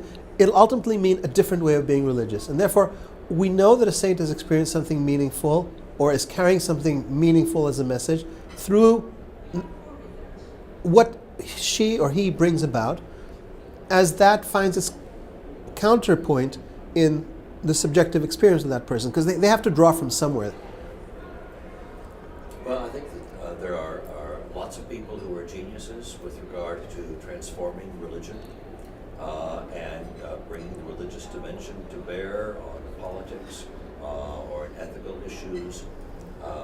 There are religious geniuses who are extraordinary about being able to relate to other people, but they might not have much inner experience that's unusual. Nobody can be totally void of inner experience, but would not be that. And haven't we worked on developing the category of religious genius in our case, so as to focus on how the power for of transformation comes from the connection with God? Would you say that is true? Well, as you know, this has been a subject of debate in our group, with you now articulating the position that within your question you rejected, which you held to onto previously. So you're a case of a religious genius who's now been converted. Right. So, right? That's so, right. So what we have here is, and I think there's two arguments, and I think they're both valid. In other words, your prior position is defensible as well. Your prior position was that all of us have different measures of everything, and if the person is a genius as measured in all these other aspects, and it's informed by that person's religious quest or awareness, even if not fully cultivated, then that person should be considered religious genius. you could, it's up to us to define the category and to offer its parameters. You could do that, but then you're bringing in many, many people into that category. My view all along, which at present you subscribe to, is that we should pitch the category more narrowly so we can focus on those individuals who really are unique and special as religious geniuses. And to do that, we want those people not only who have a quest for God, but who have a robust sense or dimension of living in the divine presence, or living in the presence of the absolute, or the goal for those traditions that are not theistic. We come, of course, to the problem of immeasurability. How do we know that that really is so and that they've really attained it? Maybe there'll be some differences of opinion amongst believers. At the end of the day, we are dependent on traditions. But the combination of whatever we can appreciate first person and the impact of relationship and then transformation of the tradition all provide us with a totality. And I think if we want to put this notion forth, we should really aim for the highest, choose the finest examples, profile them, and based on that, we at least know what our finest exemplars are. Then we can broaden it and discuss whether your category of the flawed religious genius, those individuals who have contributed to religion but may not be on that standing, how they fit into it. Look, at the end of the day, we're all humans making our way towards the absolute and doing the best we can to live a meaningful life here. And that means that to some extent we're all contributing and we all have little sparks of genius. So it's legitimate to recognize those sparks where they are, and it's even perhaps more laudable to identify the great ones that can inspire us all. One of the things that you've emphasized throughout our discussion has been the problematic character of finding the right category. Should we call them saints, as we originally did, or should we move to a constructed category? And our category of religious genius is whatever we want to make it. Exactly. So that we can choose to leave out people that don't interest us Yeah. in this particular way. How do you think that that's going to play in the academy, where we try to make this an academically respectable category? It's hard for me to know, but so far all indications are that it's going well. In other words, we had this wonderful session this morning. We had no objection. Nobody said this is. You could say maybe the greatest minds were somewhere else and not in our room.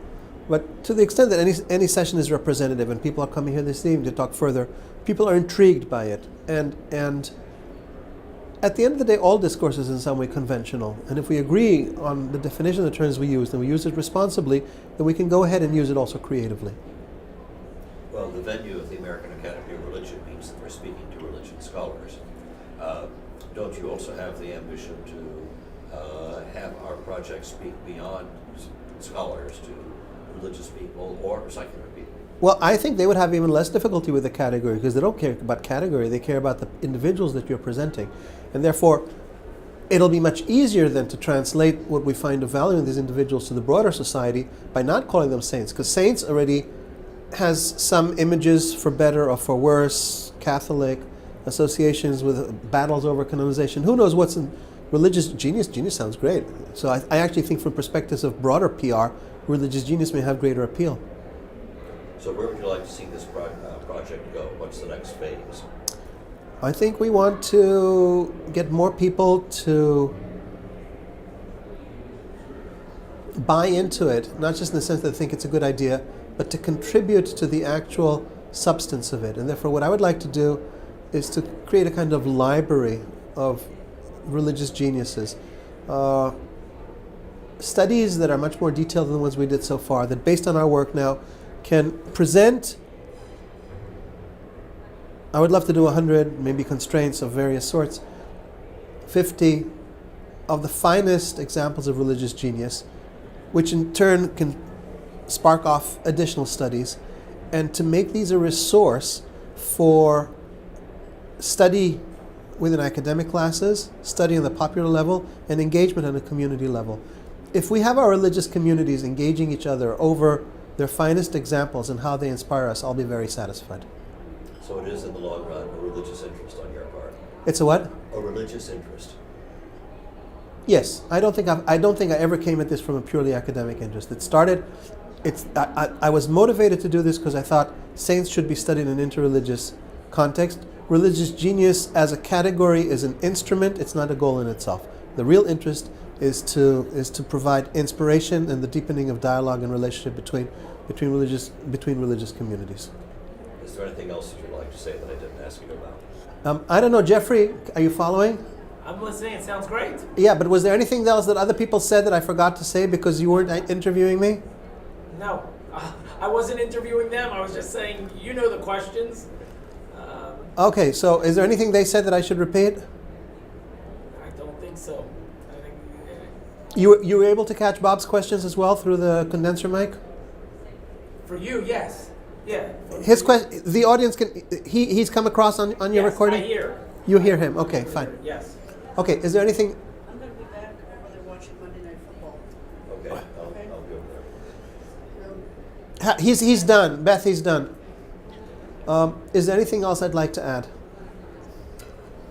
I think gratitude to those people who've made this possible. This project is not a project that could have happened simply by my own volition. It required partnership, and I'm very, very grateful to the faith that the John Templeton Foundation has placed in a small and to them not that well-known organization to give us the chance to play big time, and God willing, we'll be able to take the fruits that we've garnered so far and really make a great feast out of them. Thank you. Thank you. We should go on the road, Bob. You're going to edit this, right? So I can go around in circles for a bit until you figure out what I'm... Okay, so in terms of the category, I think, so the work I did for this project had to do with the Buddha as a figure. And I think the category is really interesting and it's provocative because, as I was saying in my paper, we don't have a category for the Buddha. We don't have a category that he's going to fit into. He has his own category. A Buddha is a Buddha. It's not his personal name. It's not anything other than a category. It means somebody who's awake. And so he's awake, and anyone who becomes awake is a Buddha. And that's what he is. So to put him into the category of saint or prophet or charismatic leader or founder, all of these categories don't fit because it's not quite who he is. And so the thing that I find really interesting about this new category of religious genius is that it offers us a kind of opportunity to translate something that doesn't get translated otherwise. All of these other categories of saint and founder and charismatic leader, they maybe not charismatic leader, but certainly prophet and saints, they're very loaded terms. They're very central to particular religious traditions and how they see the world, and won't necessarily work with a character like the Buddha. And so either we leave the Buddha in his own category and don't offer any opportunity to translate across traditions, or we have to find a term that will translate without locking him into a particular Judeo-Christian box, which is how we've done religious studies for most of, modern 20th century history. And I think the religious genius category provides us with that tool. It gives us that translation option without loading him up with cultural appropriations that are going to confuse the message. And so on that front, I think it's a great category. There we go. How has it affected you personally in your own work? How has it affected me personally? Well, I had a lot of fun with the group.